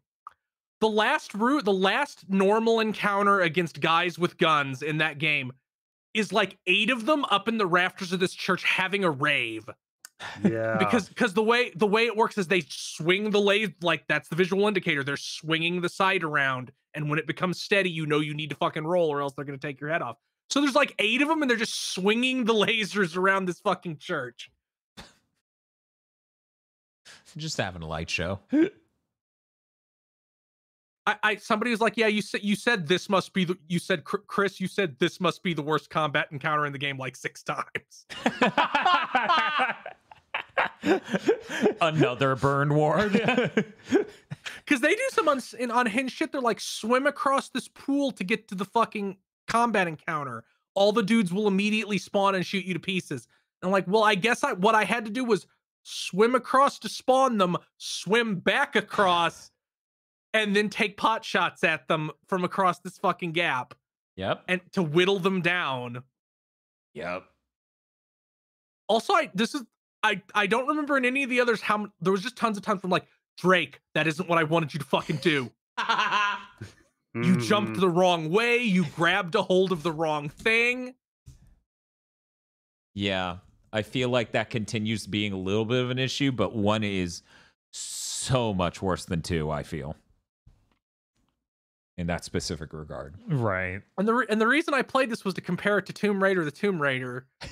One, Tomb Raider, the Tomb Raider wins. Shock. But it's funny how much Tomb Raider, the Tomb Raider is like cribbing from this one specifically. Yeah, the tone shifts a bit with 2 and 3. Like, they both have the Nazi base. I mean, that's just Indiana Jones, baby. Right. They both have I was like, wow, it feels like there's more Drake running on collapsing shit in this game than in either of the others. Is that why that's all over Tomb Raider? Were they like, this is what this is what adventure games have. You run on shit that's falling out from under you. Doesn't Uncharted 1 also have the thing where you're stuck in a decrepit, broken plane and climbing through it? Or is that I two? think that happens to some extent, but I might be mixing it up with the sub. No, there's sequence. there's a sub. Yeah, there's a sub. Okay. There's not a plane. It must be 2 that has the plane. 2 has the hanging train, It does. and I don't know. Maybe it does have a plane. 2 is a way better game. Like I see people saying that in chat. It's true. Yeah, Yeah. no, it's a straight upgrade in every dimension. Yeah. Yeah. Of course it is. Yeah, I bought 2. I played 1 and I was like, I'm good. Look, there was slim pickings for the PS3, so I had to. I mean, that season is literally the season of I'm good. Yeah. Because it's Heavenly Sword, Lair, Uncharted 1, and Folklore. And of those, Folklore got packed in with my PS3, so I got it months later. Wow. That was like the season of duds. Mm-hmm. Which is why that's what happens when people meme and say the PS3 doesn't have games. They then ship all of them. Yeah, Uncharted really was the king of those terrible games, though. Oh yeah, Like way better. It was such a relief. Yeah, It's also really funny how goofy and cartoon-like it is compared to the later ones, where it's like a guy's drive up to shoot at you, and on their Jeep they have a giant barrel with a fire on it. So you know it's explosive, and then you shoot it, and it perfectly flips the truck into the river to be a bridge for you. yes, it's fucking hilarious. Or it has the room where Drake has to find these giant keys mounted on a wall and hang on them so they come down and open a room. It's too bad Folklore is twice as long as it should be, because I think it would win elsewise. It would have, yeah. Yeah, maybe. Yeah, they just shoot themselves in the foot with that, though. Yeah, I really enjoyed our Folklore play. Terrible problem with Uncharted 1. Yeah. They kill off Eddie Raha. One moment. Heading to Google. I vaguely remember. Oh, you don't remember Eddie? Eddie's great. I was so distraught when he dies, because I was like, that's a great rival character for Drake. They should have kept him in all the games. Yeah, that would have been nice. Flynn ain't no Eddie Raha. But he's in like Flynn. Hey Bob, it's this guy. I cannot remember a single thing that he did or said.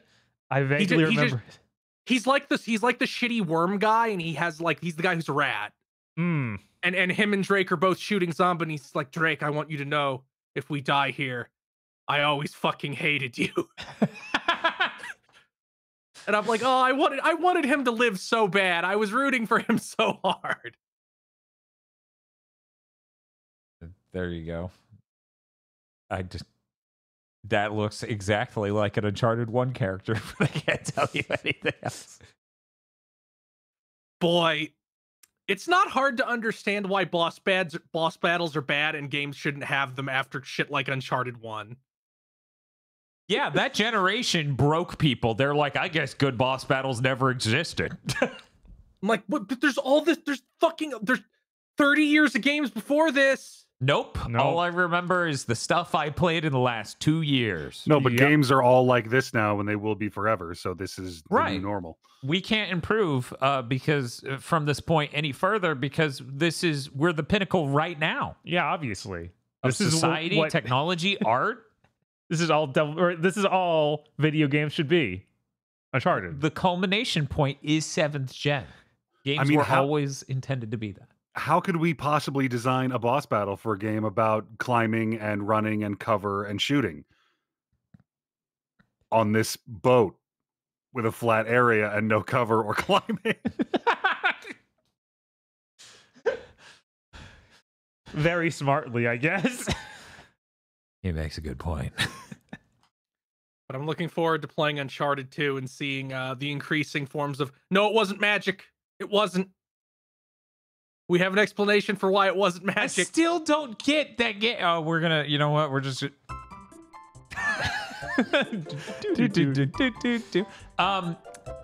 Yeah, Why does it have to be suits? I don't get.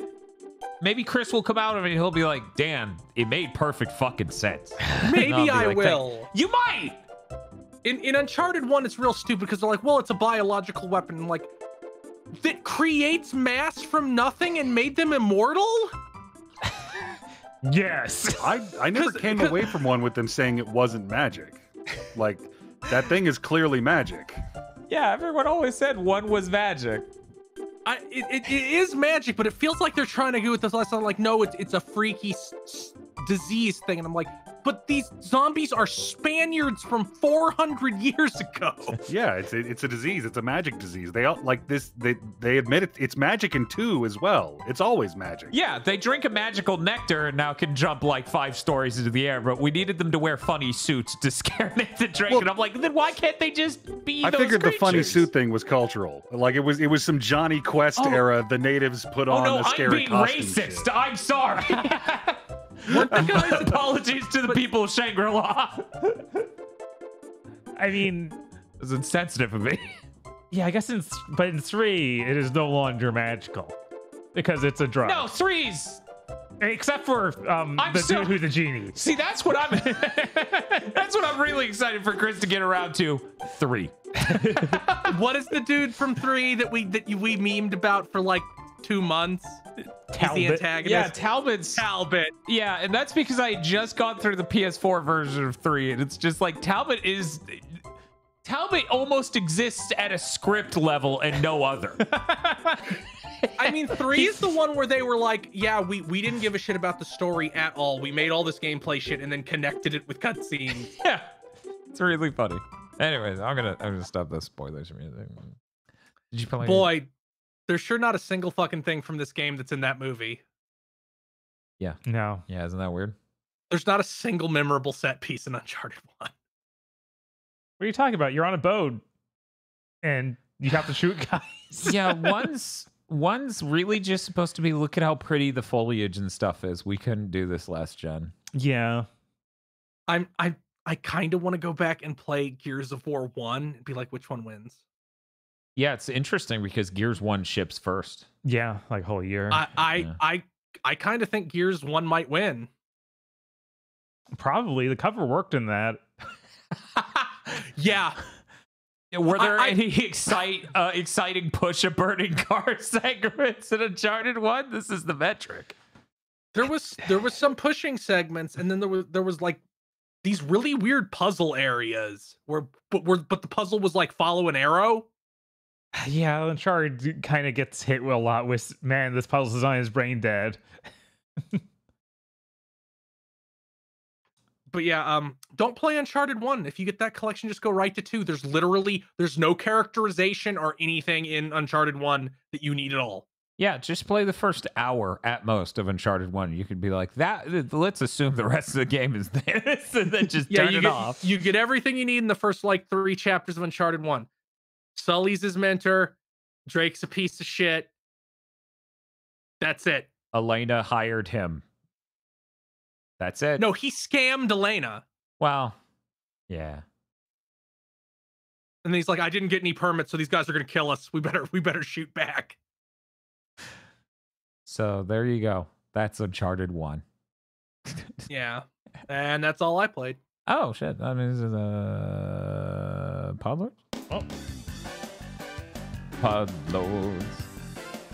Oh my god. They're in the room right now.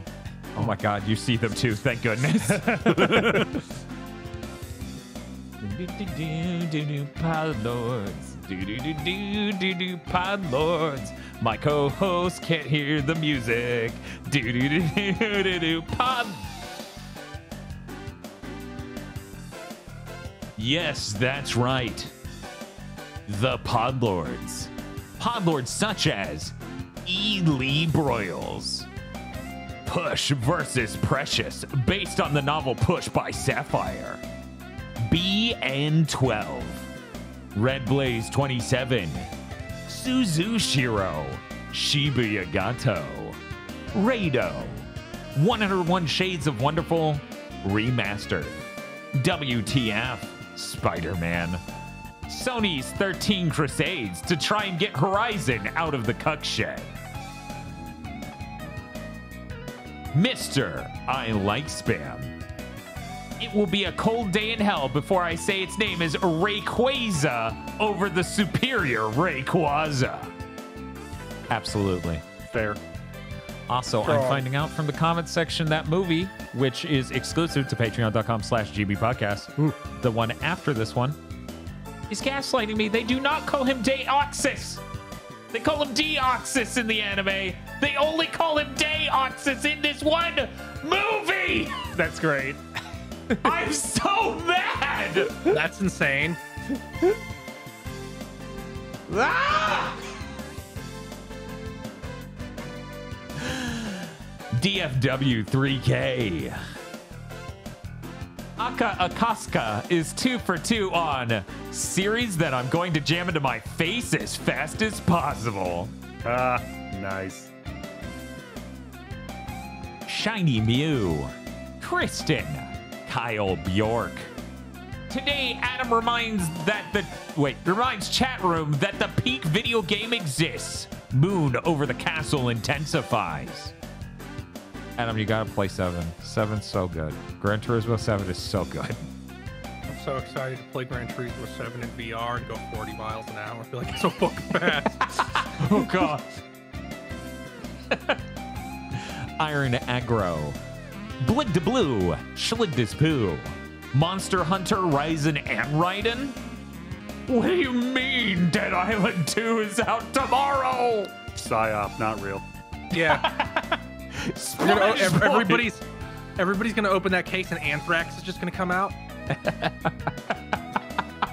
I'm gonna download and install it. My PS5 is just gonna emit a green gas. Like a little robot arm with a syringe is gonna come out and jab you. I'm gonna get euthanized. No. Cooper Tank. I have no bit. Enjoy this random Karya screenshot. This is how in deep we are on the Karya edits. I didn't believe them. Yeah, right. That's not gonna be in I it. just kept staring at him like something's. You drew over that guy whose points, didn't you? You just drew over it. Something's different here. I can see it. I'm gonna find out. That's the same brick wall. I know it. We're broken. Neko Norn Yan Cenobite. Indigo Sykes. Drive Typecast. Gaiji. I will not rest until more people play Sin and Punishment. Please, Treasure. Port Star Successor to Switch. Oh, fuck.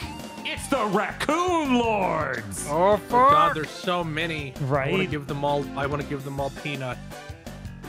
But the sign says not to. I don't. The fucking sign can't stop me. It doesn't have arms. Shinji16 doesn't watch Bleach, doesn't know who Jean is, but based on how the boys react, this is how it feels in my head. Oh God. Yeah. Oh. The Super Mem. There is no bit. It's the Hardam's birthday. Oh, Then why do you see here? Why did you invite him? happy birthday, Karya, I guess. Don't invite Jinkaria into your house. He's a vampire, basically. I guess. Sort of, maybe not. Happy Bounce Day? I mean, not legally. Oh my God, the Podlords took so long. That song ended. Sarlene. Timothy Fister. Bearded Joe. Pleochrome. Krunglespum. Damn, the Chad Rex arc goes hard. This man became polygamy guts. Yeah, kinda. It's so true. This is fucked up. You motherfuckers making me want to play fucking Xenoblade 2. Are you insane? I'm gonna try my best. Every time I jack out, I think about how relaxing it is to be inside the pen. No, don't say it. Huh.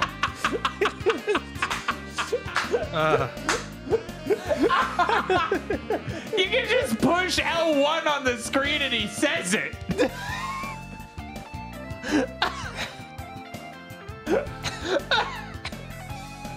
Why though?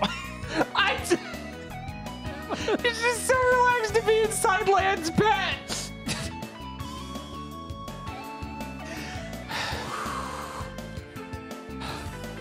According to all known laws of aviation, there is no way a bee should be able to fly.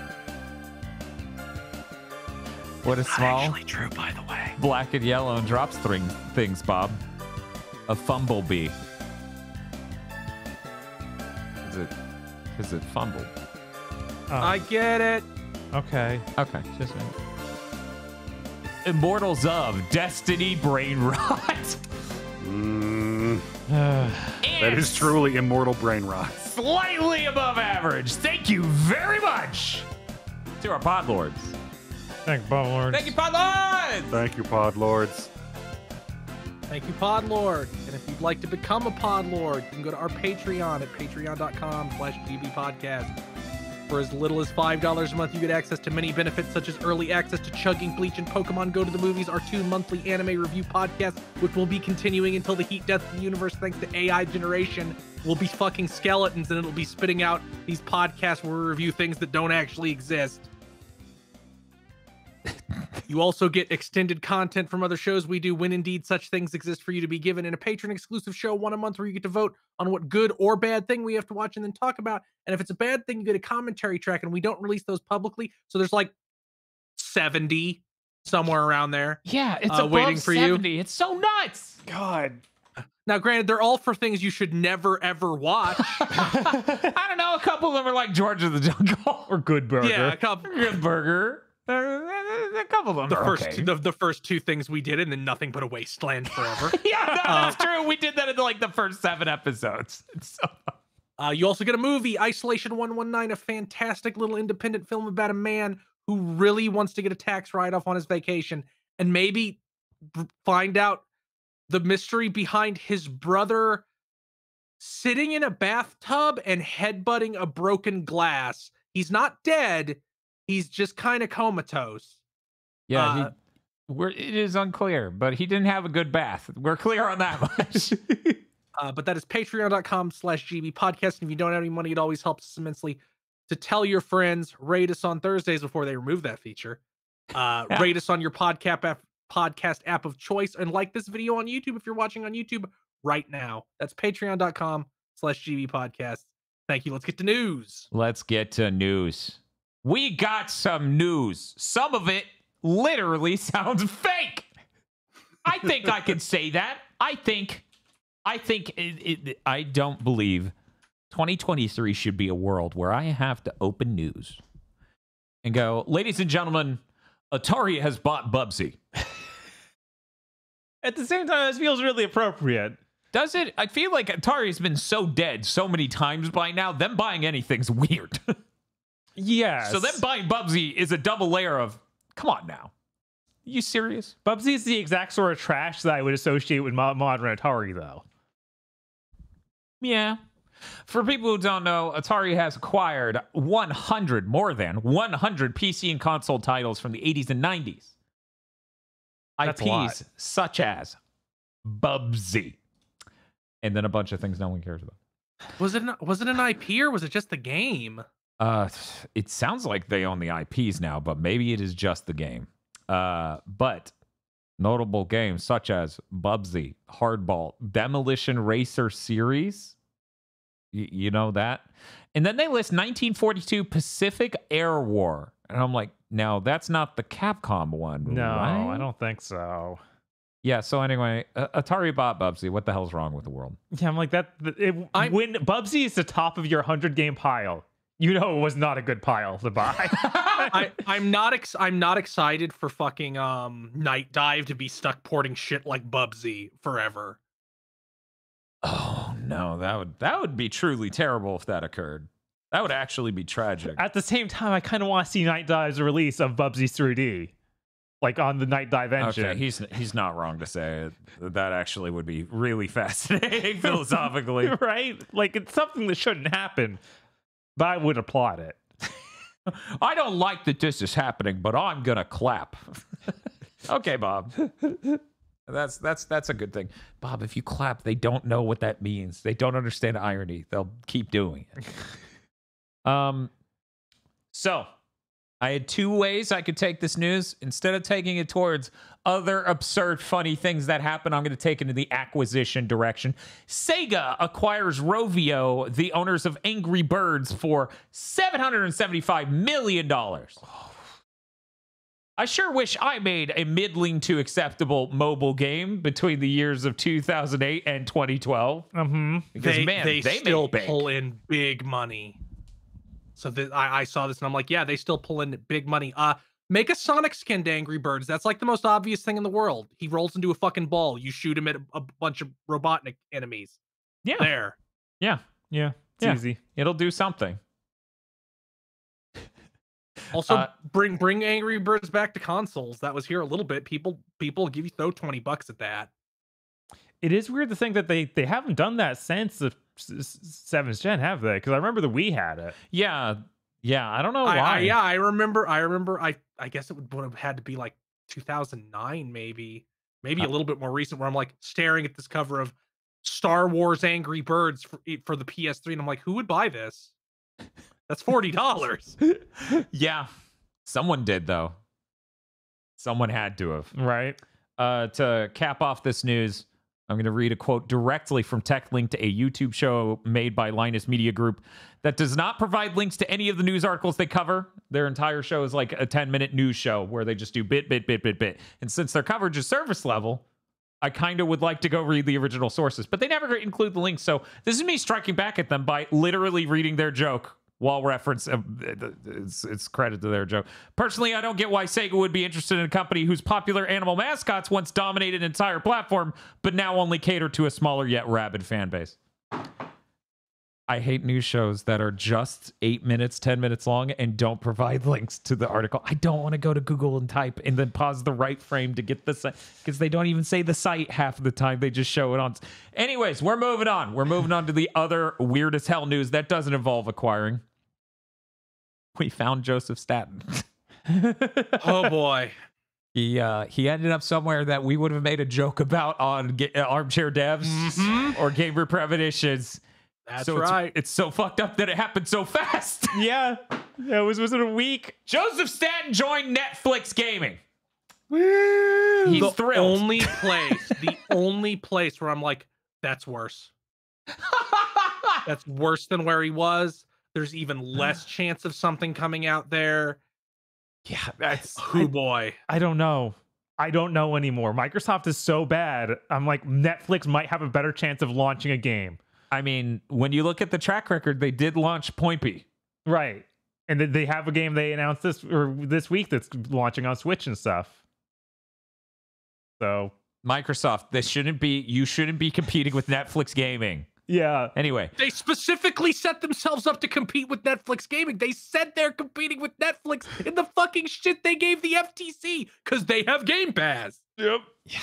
They're so insane. I hate the future so much. Yeah, it's really stupid. Joseph Staten is going to be creative director for a brand new AAA multi-platform game and original IP. Quote, let's go.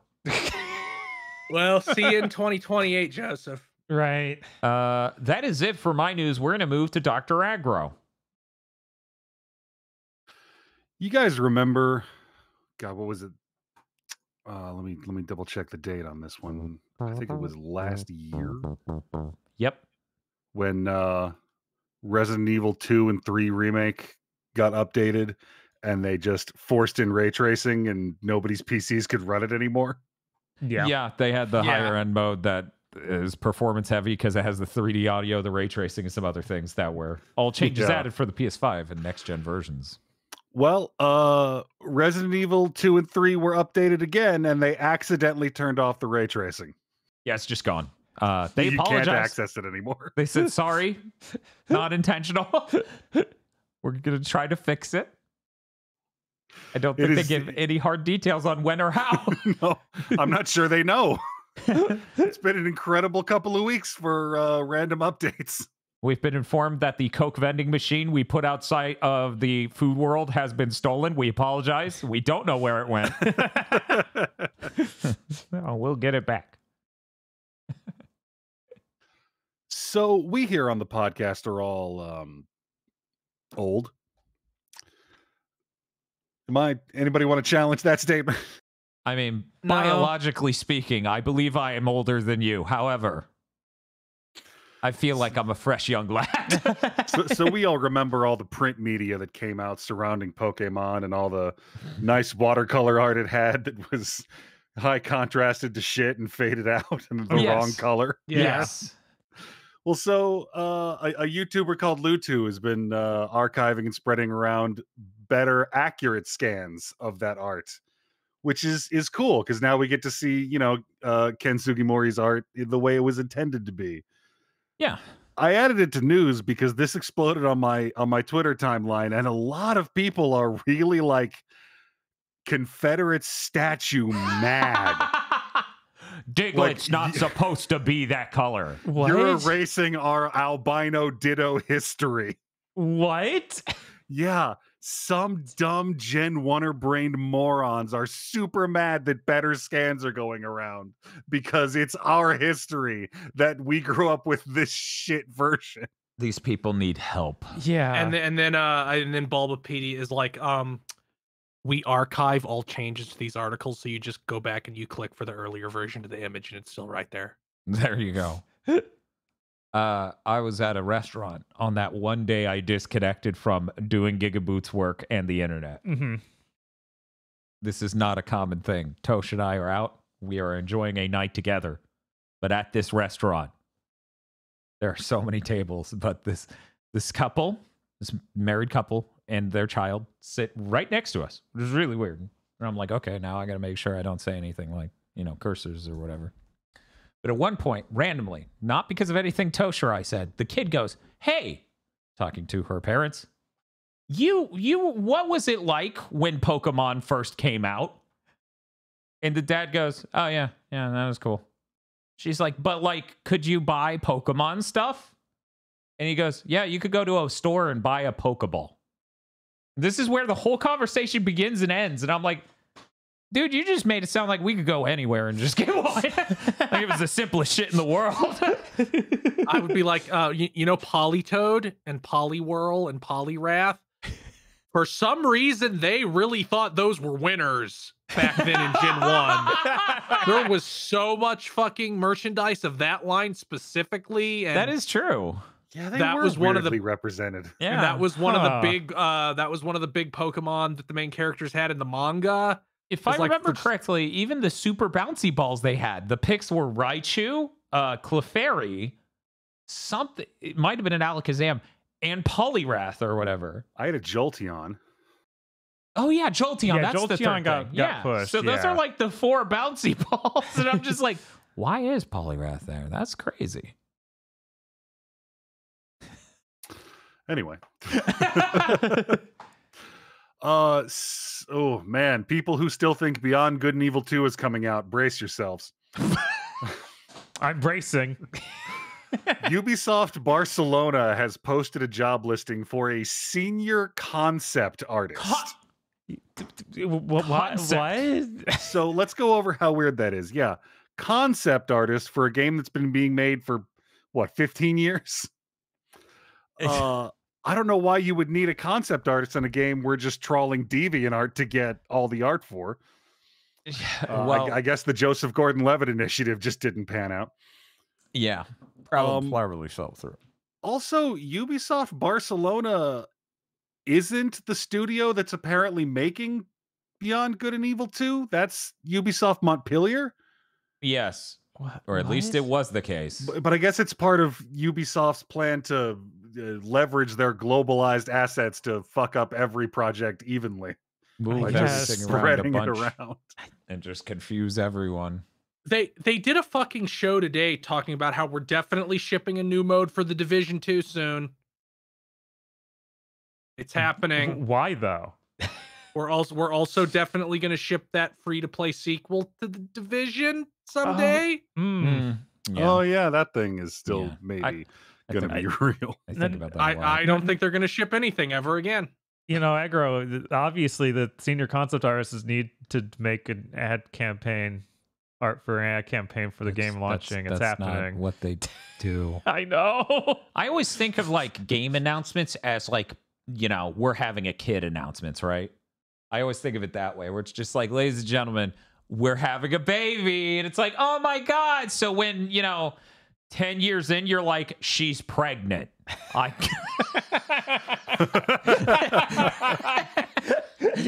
You just have to look at it and go, still again? You've got the extra layer of the kind of people who announce we're trying are also the kind of people who announce we're pregnant. So when he comes out and says she's pregnant, you know that man did whatever it took to get the job done. Even if you had to outsource it to a different studio in Barcelona. I got the penis man.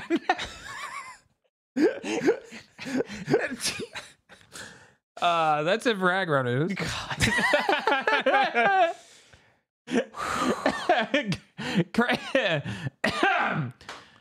Hey, Chris, do you have any news?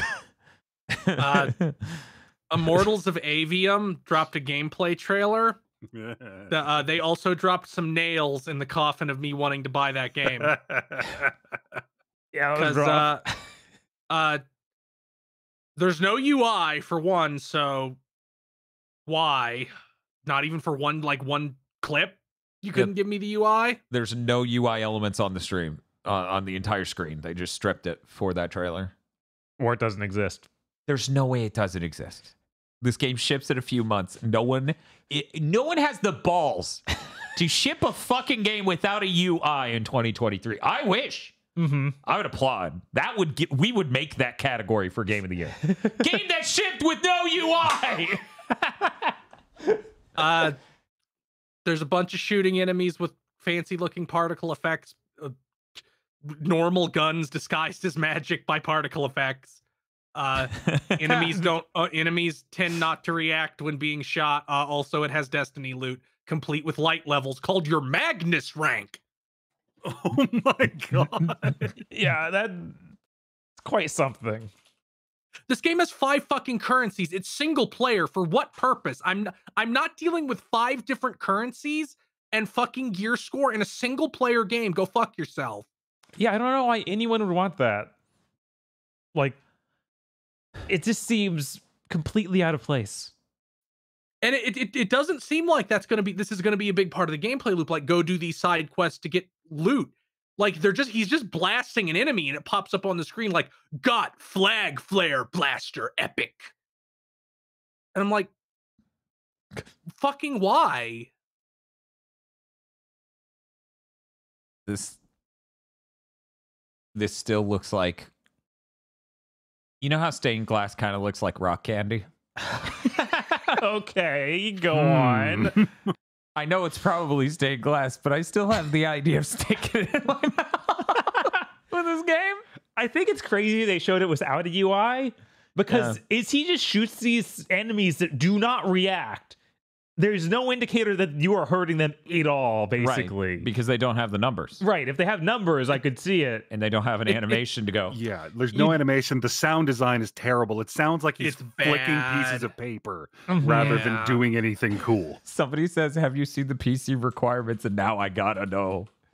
Yeah, this game seems big and expensive. EA sure seems like they're just throwing money in the fucking incinerator with these EA originals that they're not vetting or marketing or what does it need, Dan? What does it need? Hey, Bob, you know how you have a 1080 Ti? Yeah. You can't play this game. Yeah, of course not. Whoa. It requires a 2080 Super. That's minimum? Yeah, that's minimum, dude. I'm staring right at it. Nobody's gonna play this fucking game. And you need 110 gigabytes free on your SSD because this is for 1080p 60 low to medium settings. Oh my god. So that maybe gets you running at 30. Does anyone want to guess what the recommended is? Bob? It's a 4090. Chris? A 3080. Dr. Agro. 3090. It is a 3080 Ti. We recommend you have this. This is some original Final Fantasy 14 bullshit. I recommend I own a sports car. How much RAM do they recommend you have? 32? Is it 32? Weirdly enough, they don't change the RAM recommendation between the minimum and the normal. It's literally missing that slot on the recommended. Weird. The minimum says 16 gigs. The recommended says nothing, which, let's be real, if your lowest spec is to 2080 Super, what the fuck? What do you mean 16 gigs of RAM? That seems weird. That seems mismatched. That's my opinion. But that's the thing. The consoles are like a lot more optimal for their specs. So even though those are lower than a 2080 Super, like I think both consoles are. I think the Series X is a 2080, and the PS5 is a 2070 Super. So technically, those are both spec-wise, performance-wise, lower than the PC spec. They still this have. game's gonna run like shit on consoles, isn't it? I hope not. I hope this isn't another. Wait, what's the name of that Bethesda game that just came back? Ghostwire. Ghostwire. I hope this isn't another Ghostwire situation. I bet it's gonna be. It reminded me a lot of Ghostwire with the fucking Doctor Strange hand signs to do magic. Like Ghostwire, the things he does with his hand ever look cool. That doesn't seem to happen once in this trailer. Guy does this though. Yeah, he does this. It's like there's no energy to it at all. They clearly, the best part of Ghostwire is they had to do a bunch of Naruto hand signs. Yeah. And it seems like they, again, like Doom Eternal for the next 5, 6 years, 7, 8, 12, 15 years is the template for first-person shooters. So this has a bunch of Doom Eternal shit in it, like grappling points and air dashes, which are blanks in this because you're a mage. And like you do like a glory kill in one cut. And I'm like, you put fucking Destiny loot and gear score in a game that you're trying to be like Doom Eternal. Who wants that?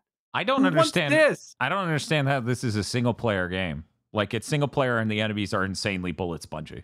Yeah, they're That's insanely really bullet weird. spongy. They don't even react to being shot. Like what? I won't be surprised if it comes out like, yeah, this was originally supposed to be a multiplayer thing. All I'm saying is if we open a PO box again by the time this comes out, if this shows up in the PO box, I'll play it. I just did my taxes, so I can't be like, I'm so excited to spend $70. Yeah, I can't On believe Immortals it's of $70. Jesus. EA really just keeps shipping them like that. It's so weird how EA just like seems to be the worst at picking what things to have made. Like out of the last four big AAA things they've launched, Need for Speed could have done good if they marketed it at all, because apparently that was a good one. Yeah. Which is weird. I don't think there was any universe where Wild Hearts did good. Probably not. Dead Space, they didn't market at all. I feel like that would have done better sales-wise if it was 60 instead of 70, because that is a $70 remake. Well, that's right? true of all of these. All 4 of these were 70. Right. Yeah, that really hurts when it's like nothing new. What are you talking about? They completely redesigned this game that is the same shape. Yeah, it's like we're gonna. I think I said this when the $70 thing was first announced. Like Sony will be fine. Nintendo. Well, I didn't know Nintendo at the time, but I was like, Sony will be fine. Big Capcom games, if they want to do it, they have not. They fucking are smart. Yeah, would do fine.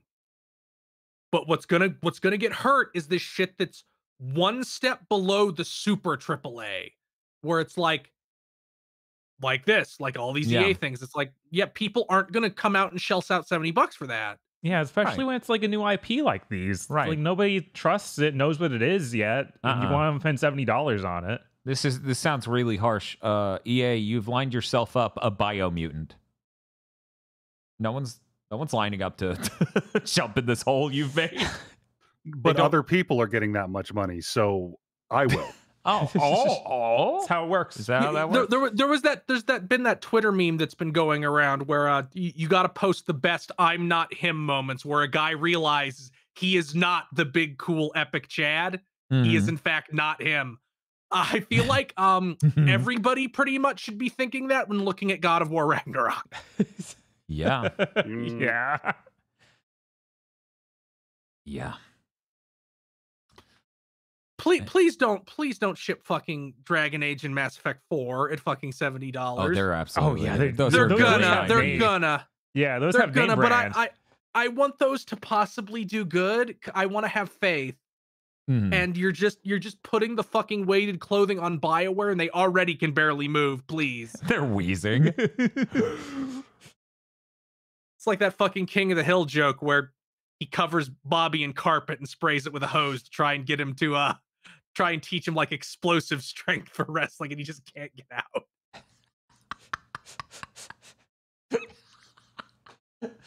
That's oh man, that's a really rough mental image for BioWare. Just the wet carpet marked $70. Like, come on, explode! And just lays there groaning.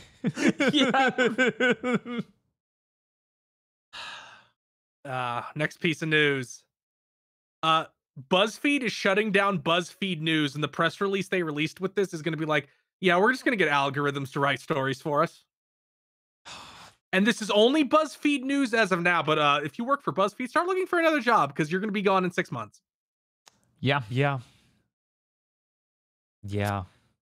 That's definitely a site that feels like they would jump on the AI craze. Of course, because there's never a concern about quality. No, not even for a second. No. Well, BuzzFeed specifically built the image of not having quality. BuzzFeed is so people at work can hit refresh over and over and over again and see anything to keep them from killing themselves. Yeah. At their office job. Like, that's literally all they exist for. Right. I mean, they basically were the progenitors of Listicle. Yeah.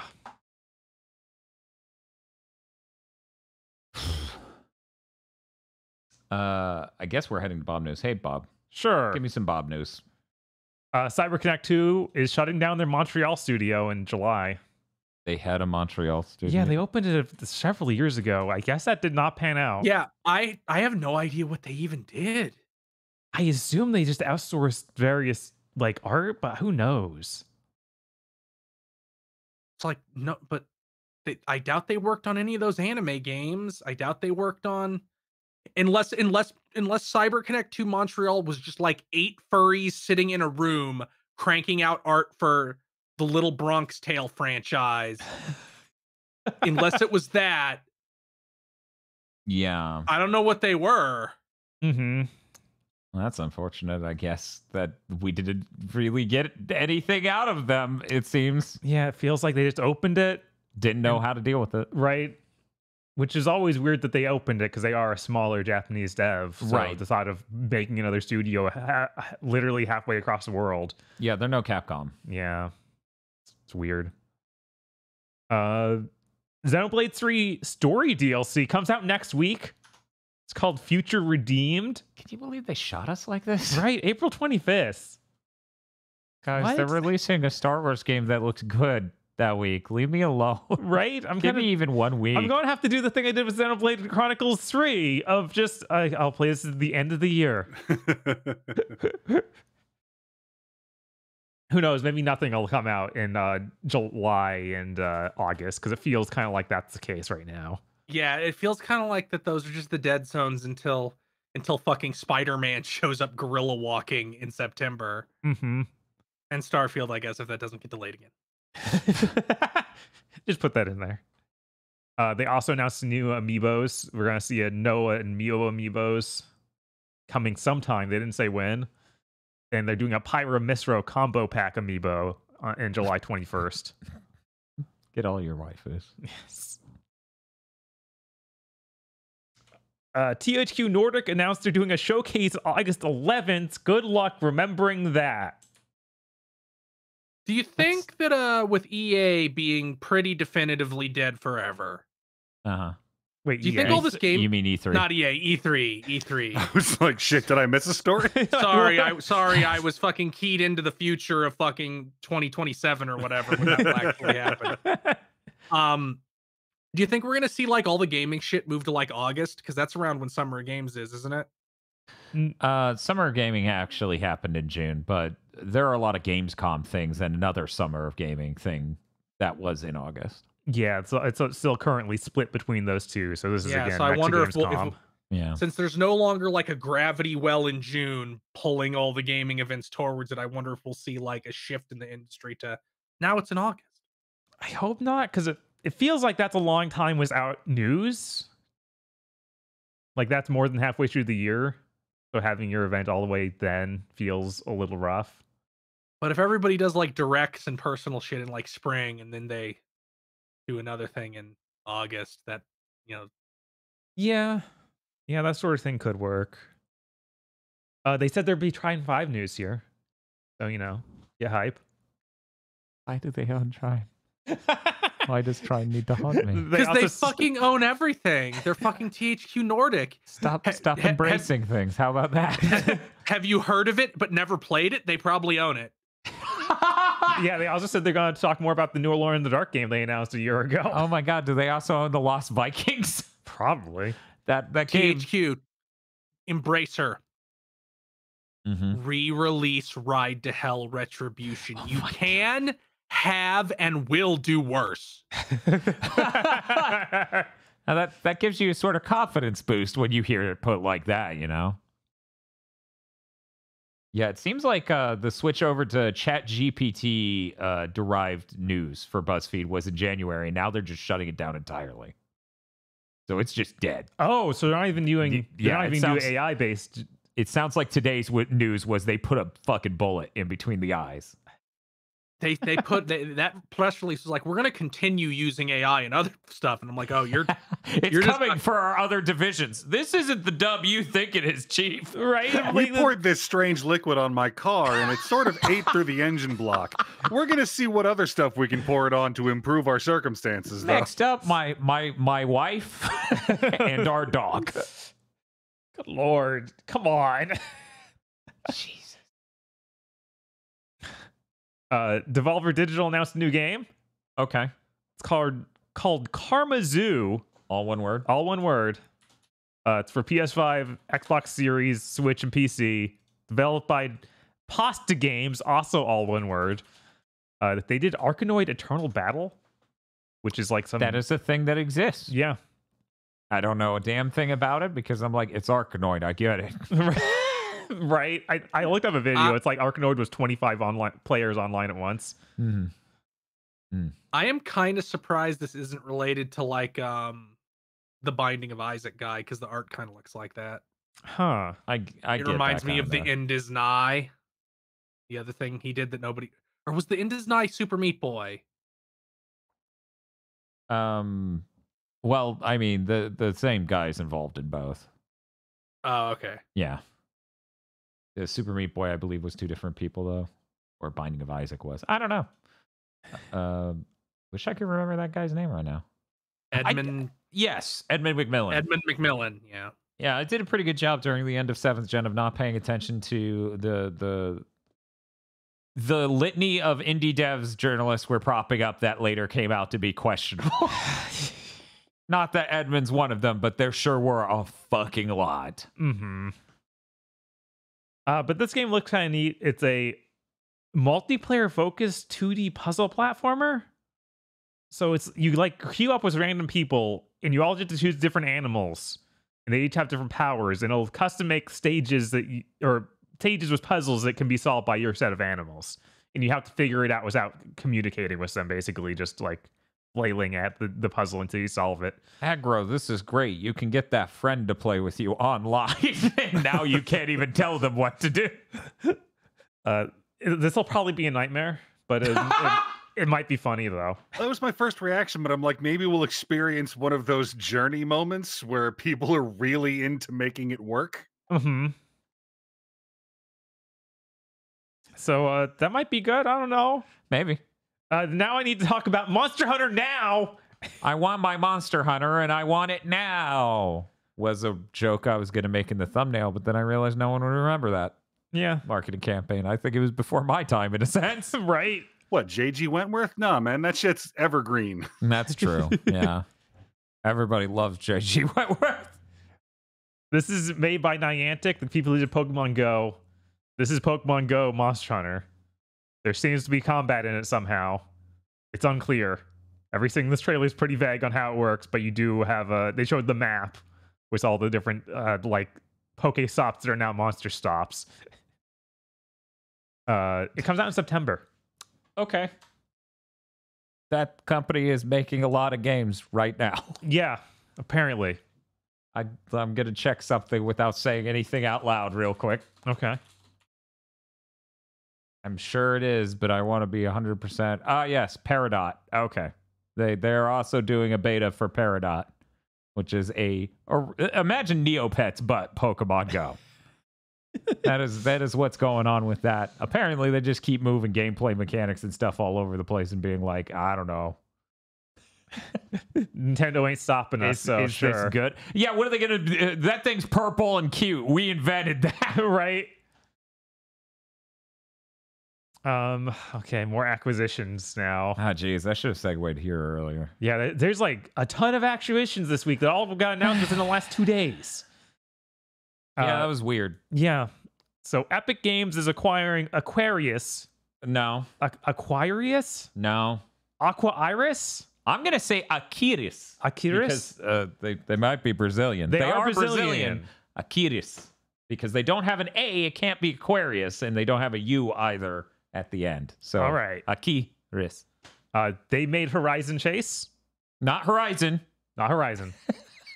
Horizon Chase. That is a vroom game. Where you Like drive Jim a car. Ryan slinks back off into the background like Swiper. Yeah, I was. By the way, earlier we had that Jim Ryan in 40K thing. He started the Horizon Heresy. Whoa. Jesus. So what are they doing over there, Bob? Epic Games is turning them to Epic Games Brazil. Like using them as a foundation for that. That's neat. And it says they will join Epic Games to create groundbreaking content and social experiences in Fortnite. The game continues. Yeah. I really hope these guys get to make a game separately from Fortnite too, but it does not sound like it's from this. Well, Yeah, I don't think Epic is interested in any of that. with Right. UEFN, Unreal Engine for Fortnite. Mm-hmm. I think that's what they abbreviated it to. Anyways, even though it should be FFN. Anyway. Or F. Just F. If you take out the 4. They got the scripting language and everything else. They could just make what is effectively the same game, but it's in Fortnite. They could. So it gets in front of more people, Right. which is cool. Once again, Fortnite became Dreams just before Sony said, yeah, we're going to kill Dreams. Yeah. I hate them so much. Focus Entertainment is acquiring railsimulator.com. That is the name of the company. That is actually what the company is named. They are the parent company of Dovetail Games. And what do they make? They make train simulators. I know. Oh, Stretch. Oh, what? the circle is complete. That's crazy. So I guess if you play train simulator games, they will now be under the Focus Entertainment brand. It fucks me up every time Focus Entertainment comes into gaming because they're traditionally a movie company. I'm like, what are you doing over here? Is that the same company? I always figure it was two separate entities that happen to be named the same. I'm pretty sure. No, wait, one moment. Oh, they are named almost identically. Okay, so what the hell is the name of the movie Focus company? I'm going to type movie Focus company. Is it Focus Movie Group? Focus Features. Okay. They always just put the word focus up. Okay. Right. Okay. All right. We've clarified something today other than the mystery that was, what game does railsimulator.com, the company, make? What genre is it in? Please tell me. Such a mystery. Uh-huh. And then the final acquisition news. Sony Interactive Entertainment acquires Firewalk Studio. This is a studio that was put together by Probably Monsters, formed with people from... Wait, what's Is up? Probably Monsters the name of the company? No, that's the name of a separate company that makes studios. So Monsters? Probably Monsters. Okay, that's what I was at. Okay, so, sorry, you didn't capitalize probably. No, it's so not. It's the company name is I thought this was a lowercase moral probably, judgment. uppercase Monsters. Who is on first, though? Just explain that and we can move on. No. Also, it seems like the monsters isn't capitalized. Probably is, and there's no space. Okay, I got it from one website had it this way. I don't know. But their Twitter, okay. This is pissing me off.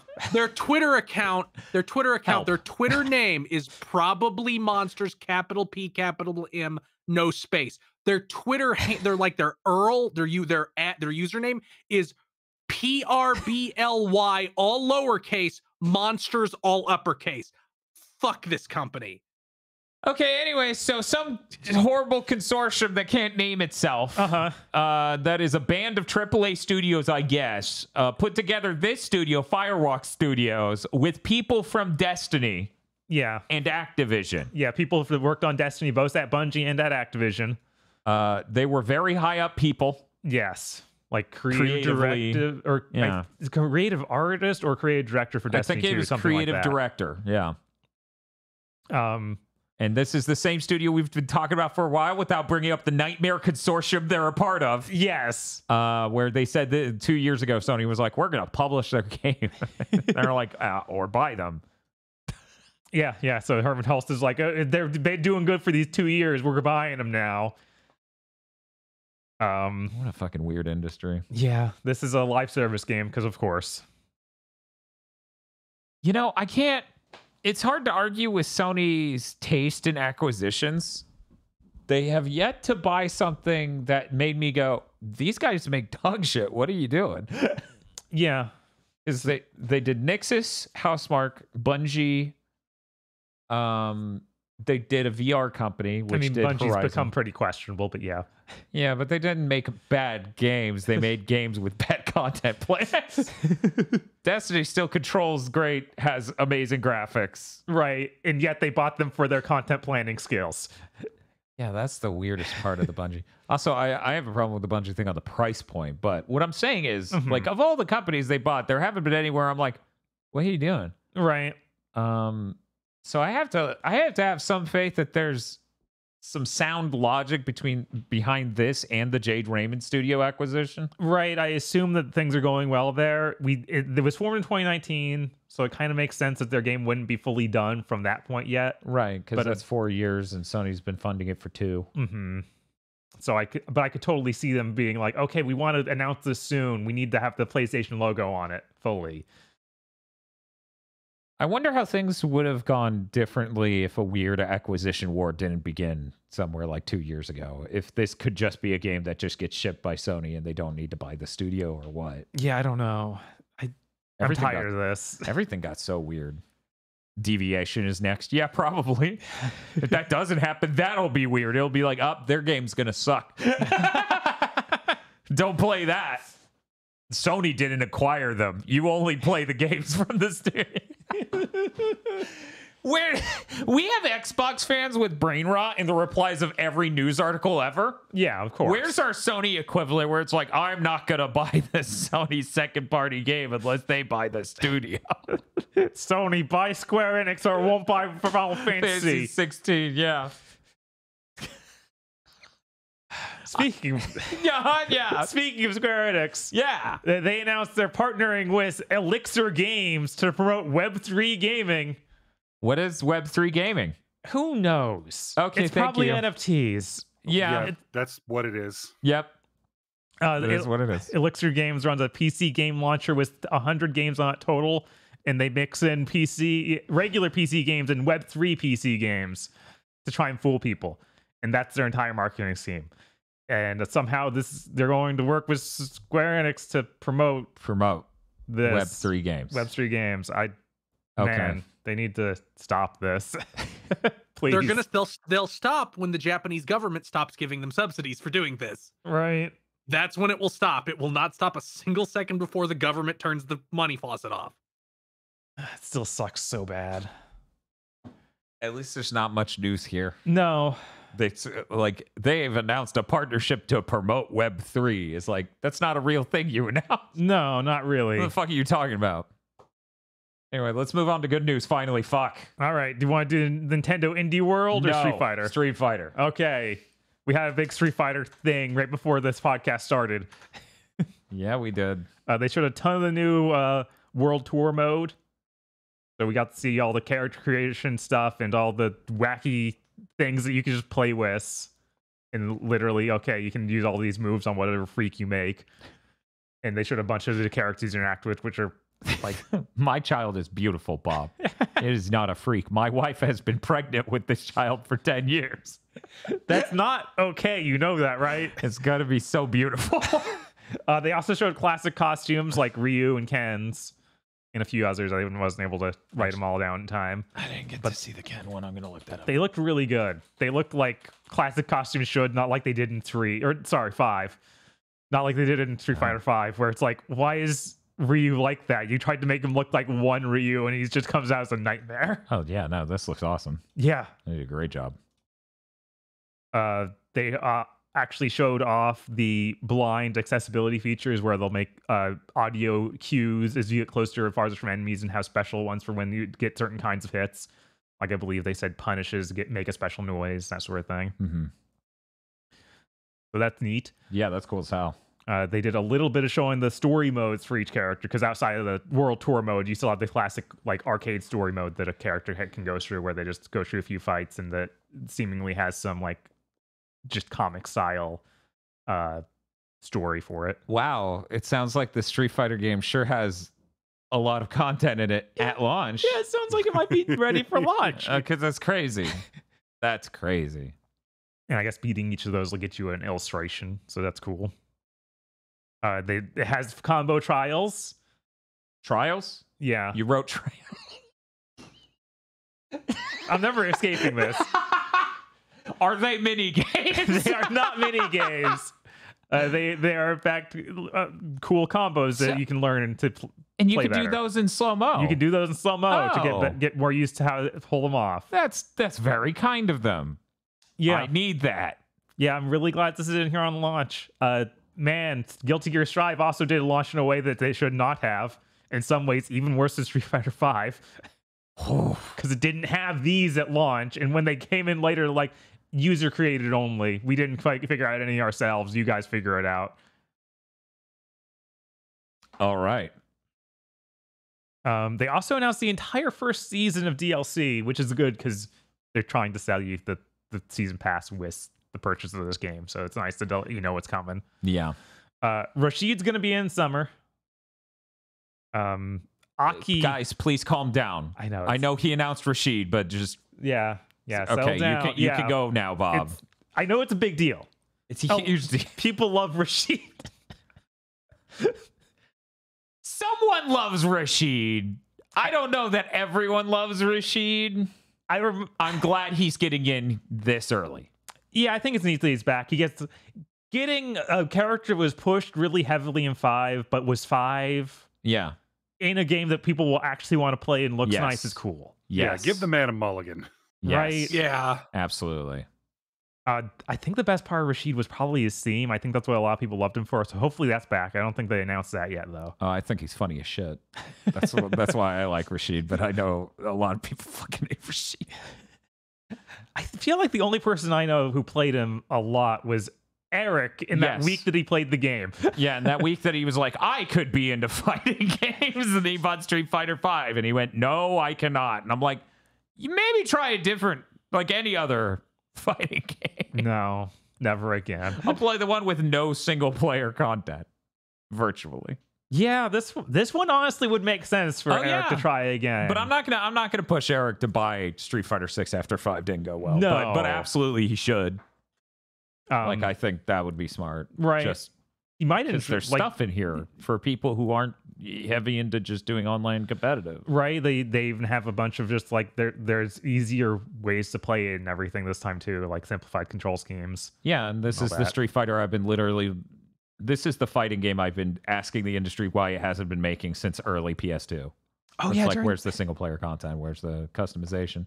During some of the story mode stuff they showed, it was like, okay, for stage 3 of Cammy, she has to fight a truck. It's like, that's awesome. Yeah, it's great. Yeah, this is really great.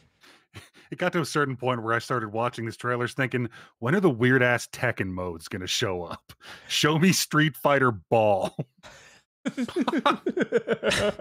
I could see it in here. You have to use those, like, you learn moves to use in the open world. And you have to use them for platforming, so you get like spinning bird kick, and you use that to get across areas. Yeah, there might be a ball minigame in here. It's like somebody remembered Tekken Force and just iterated it. They're like, now's the time. And I'm like, they're right. They're right to say it. I guess back to the DLC characters. In Autumn, Aki comes out. It's A-K-I, like with dots between them. She's a new character. Looks pretty neat. Looks like she might be Fang-like because they're poison. She has like poison fingertips.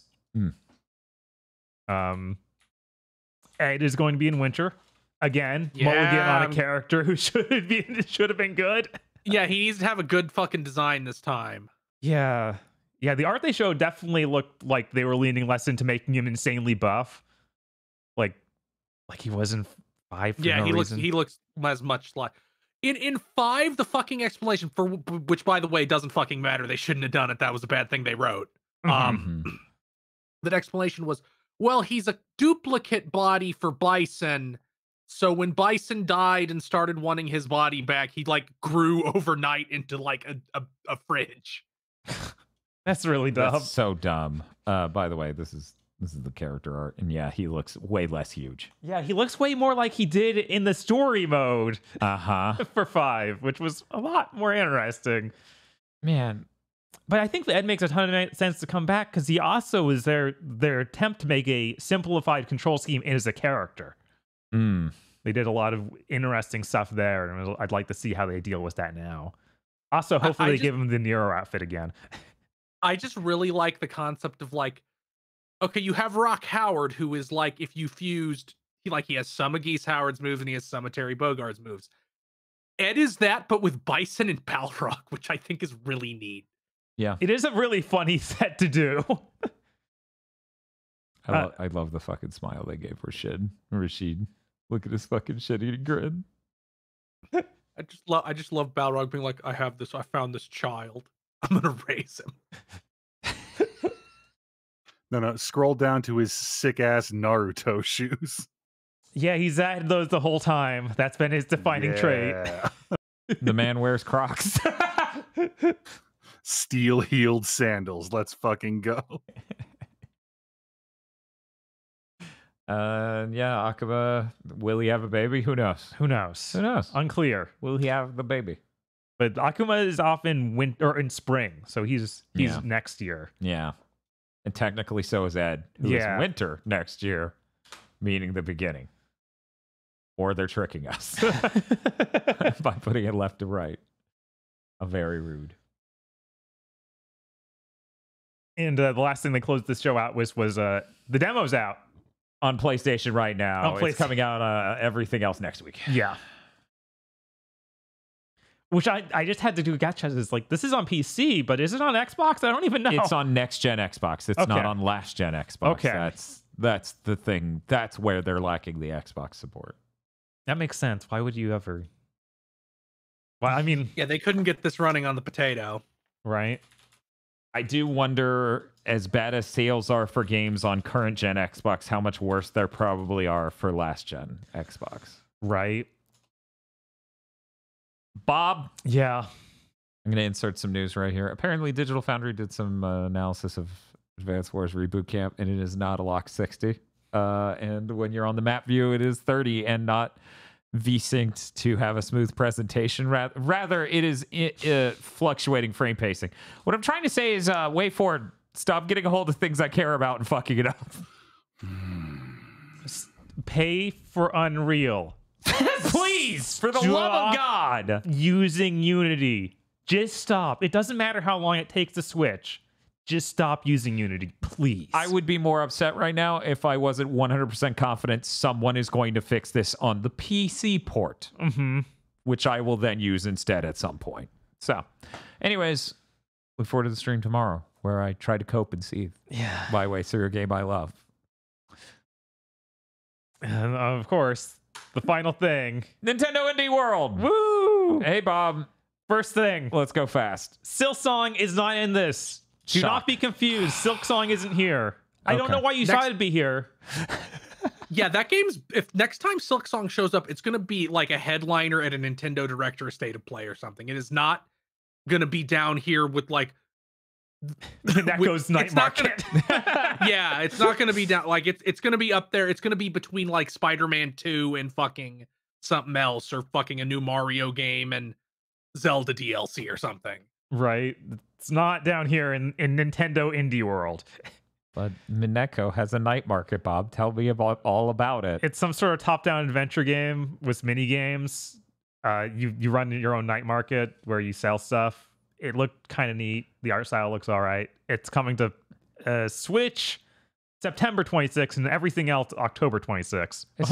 It's not quite top down. It's that other word. It's not isometric either. It's the angle where it's like tilted. Yeah, like it's just a little bit. 2D graphics looks really cute. Yeah, it looks neat. I like the art style. Next thing, My Time at Sandrock. This is a weird looking, like, Harvest Moon-like, set in a post-apocalyptic desert. And it has melee combat where you fight monsters. They didn't show that. They only talked about that. And they showed the farming. They're like, also there's pod racing. So that might be neat. It's made by people who did something else with My Time At in the title. So I guess that's the series name they're going with. Yeah, it's fully 3D. It's got a weird, like, almost chibi art style where the people are short looking. Yeah, it looks a lot like late stage Harvest Moon after it left the real creators. Yeah. Okay. Yeah, it's like the mobile tier ones. This is also published by Focus Entertainment. Yeah, it's made by the developer. This is called FarmingSim.com. Clownpenis.fart. The famed developers of this farming sim. Played Up. It's an Overcooked knockoff with roguelike elements. That comes out in October. It looks pretty awful. Quilt of the There's a demo for that out now. Oh, is there? For Played Up on Steam. Great. When did this game come out on Steam? It came out late last year on Steam. Great. It is 40% off right now. It is a Yogscast game. Yeah, I almost didn't write this one down. I almost just skipped right by it. All right. Quilts and Cats of Calico. You make like a quilt and that attracts cats to hang out. You can do this multiplayer. I guess it's a board game of some sort where you make a quilt. One moment. We got 3D graphics. You get to attract different cat types. I do see a lot of cats. So is this like the what was the name of the Neko game on phones? Neko Atsume. Neko Atsume, but you make a quilt and then they just wander up, I guess. I guess. Might be neat. I don't know. I like cats. I like cats. Quilting's pretty chill. Is this a $70 game? I don't think anything here is $70. This is the Indie Direct. That comes out in fall. Yeah. We got to see more of Rift of the Necro Dancer. It's got lane-based combat, which looks kind of Guitar Hero-esque. Yeah. And also mini games that are like Rhythm Heaven. It looks Glad it's not made by a weird Reddit eugenicist. You see what I'm dealing with? You see what I'm dealing with? I'm sorry. It's all I could think of when I saw it. Can't Necrodancer like delete this old game? Can't it just totally erase it from history? No. That's such a shame. I feel like as many times as we brought up Resistance 2, this is fair. This is inbounds. Yeah, this is my at least I will never ever suggest any of us play it, unlike if they put Resistance 2 on modern consoles, in which case we're all fucked. Yeah, no. Obviously we're doing the Resistance 2 spoiler cast if they port that to anything. Right. God. The next thing they showed was Animal Well, which is a Metroid-like 2D game with it's hard to describe the art style. It looks kind of like neon lighted lines on everything. It looks really neat. You explore this big like world and use abilities to find stuff. It seemed like it wasn't combat focused at all. It was more like you find new abilities, get to new areas, that sort of thing. But it looked neat.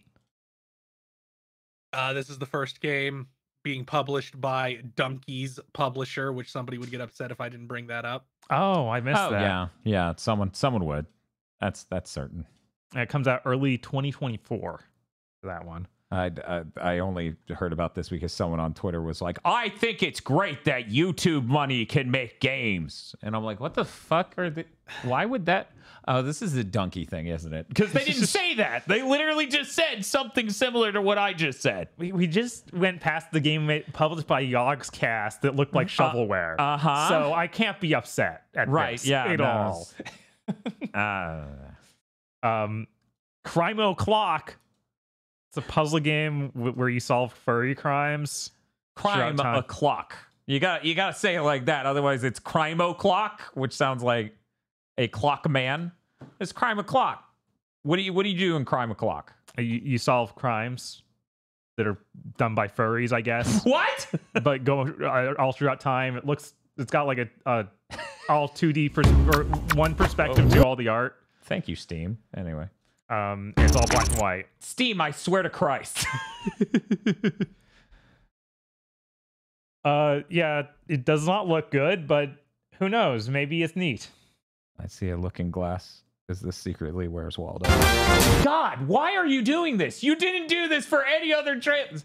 For our online co-hosts who aren't hearing the nightmare. For some reason, this one Steam trailer out of every single one so far is the one that goes, if you touch that seek bar, I will blare the music at full volume. Yeah, I hate a lot of online just web browser video players that are like that. I mean, they've been so much better than this for a decade. I know. And Steam just has not updated. Yeah, Steam and Twitter are both just the worst. Yes. No, you can hear. Our online co-host could not. Jesus. Yeah. Anyways, who knows? Maybe it's like one of those. God, what are they called? Look, it's where you find hidden items in a world in a big Hidden picture. object game. Hidden object game. Maybe it's something like that. It's unclear though. but it's all furries who are committing time crimes. Yeah, time crimes. June 30th. June 30th. Teslagrad 2 and Teslagrad 1 remastered launched yesterday. They did that. They announced it during this. I guess that's neat. I feel like having played Teslagrad 2, they were not ready to remaster 1. I think I can confidently say that. Oh. We need to have had a bit more time to make something that looks better before you remaster the first game. No, it's way better now. Is this an announcement for Blasphemous 2? Did we not know that was happening before? This. Yeah, Okay. I was legitimately stunned. Like, that's the fucking game you make a sequel to? Okay. Yeah. We can make it even more hideous. But yeah, this is that Metroidvania with Christian mythology stuff. They add new weapons, and they talk about that. It's still got pretty nice looking pixel art. I would love to check out this trailer, but now I sit here gripped in fear. It comes out summer, so it's pretty soon even. It's on PS5, Xbox Series, and PC as well as the Switch. Okay. So that's neat. Oxenfreed's 2 Lost Signals. This is published by Netflix. Oh. Yeah. It's an adventure game where you're in a spooky town and you can get radio. You can call people on the radio and talk to them. That they act like that's the big new feature. I don't know if it is or if that was in the old game. I had the really weird thought of like, what if Staten, when he came over to Netflix games, started acting like Ono did when he left Capcom, and he was like, "That was me. You're welcome." That'd be hilarious.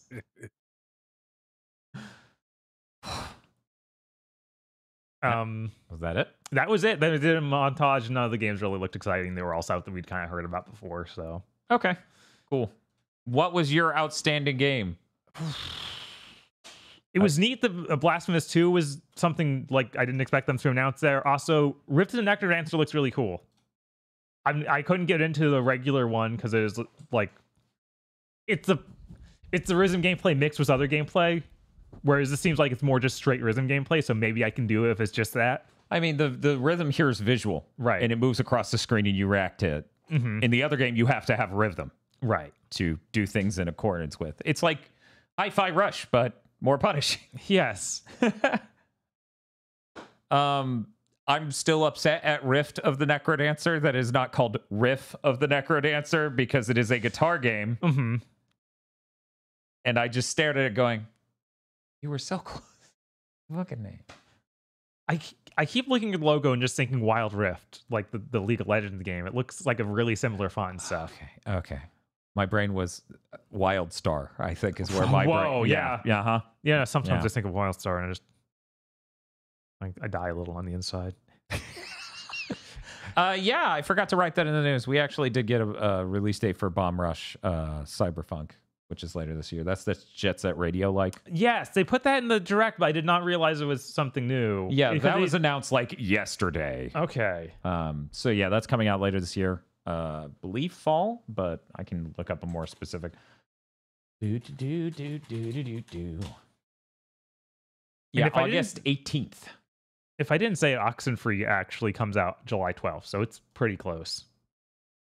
It's so funny. I went to look up the trailers from Netflix directly. They don't put any platforms on there in their trailer. Really? Yeah, they're just like the trailer ends with just Netflix logo. That's weird. Yeah, it's like, guys, people need to know where to buy this or play it with their Netflix subscription.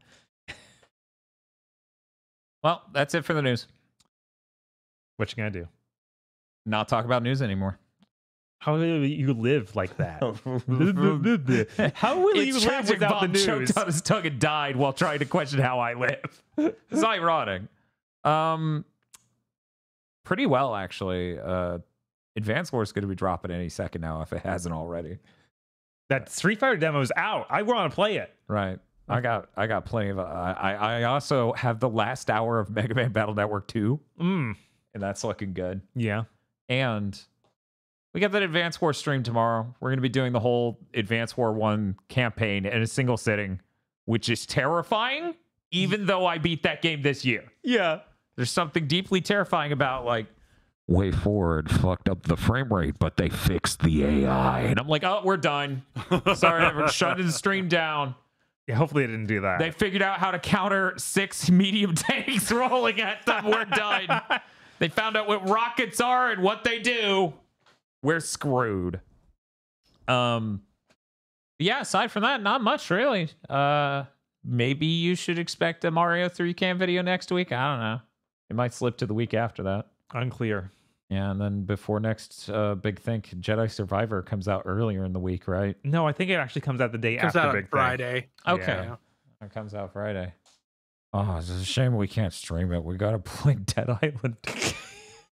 I can't even kid about it. That game's just so obviously, is it stained glass or rock candy, and it's got blood on it? And I'm like, it's stained glass, Dan. This one's glass.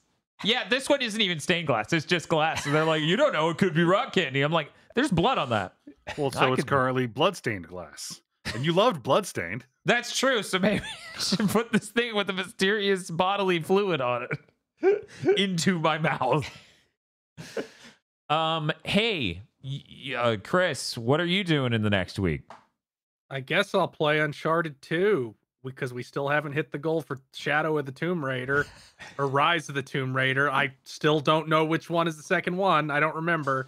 I wrote down the correct one, but I do not remember it off the top of my head. Right. I know it, but I can't tell you.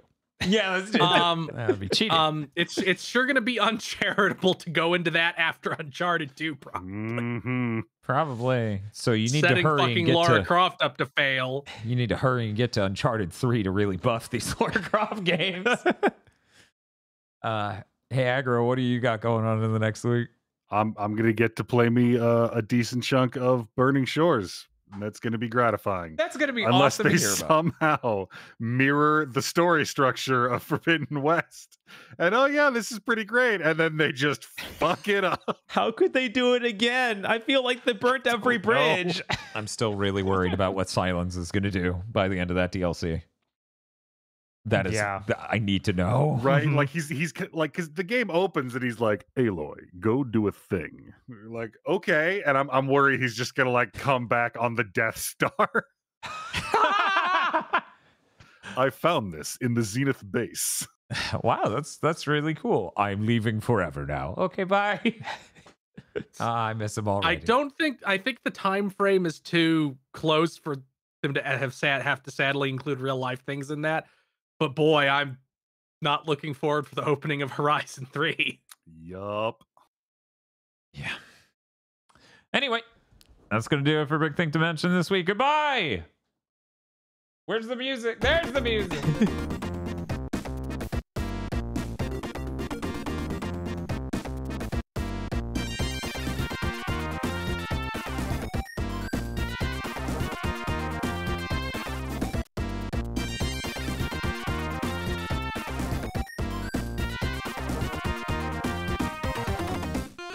Thank you very much for listening to this episode of Big Think Dimension. Big Think Dimension and the GigaBoots Podcast Network has only been possible because of your support over at patreon.com/gbpodcast, where you can get over 70 commentary tracks and reviews for blessed blondeheads such as Blow Brother Bwer Brow and countless other films like Blonde Blick. So head on over to patreon.com/gbpodcast today.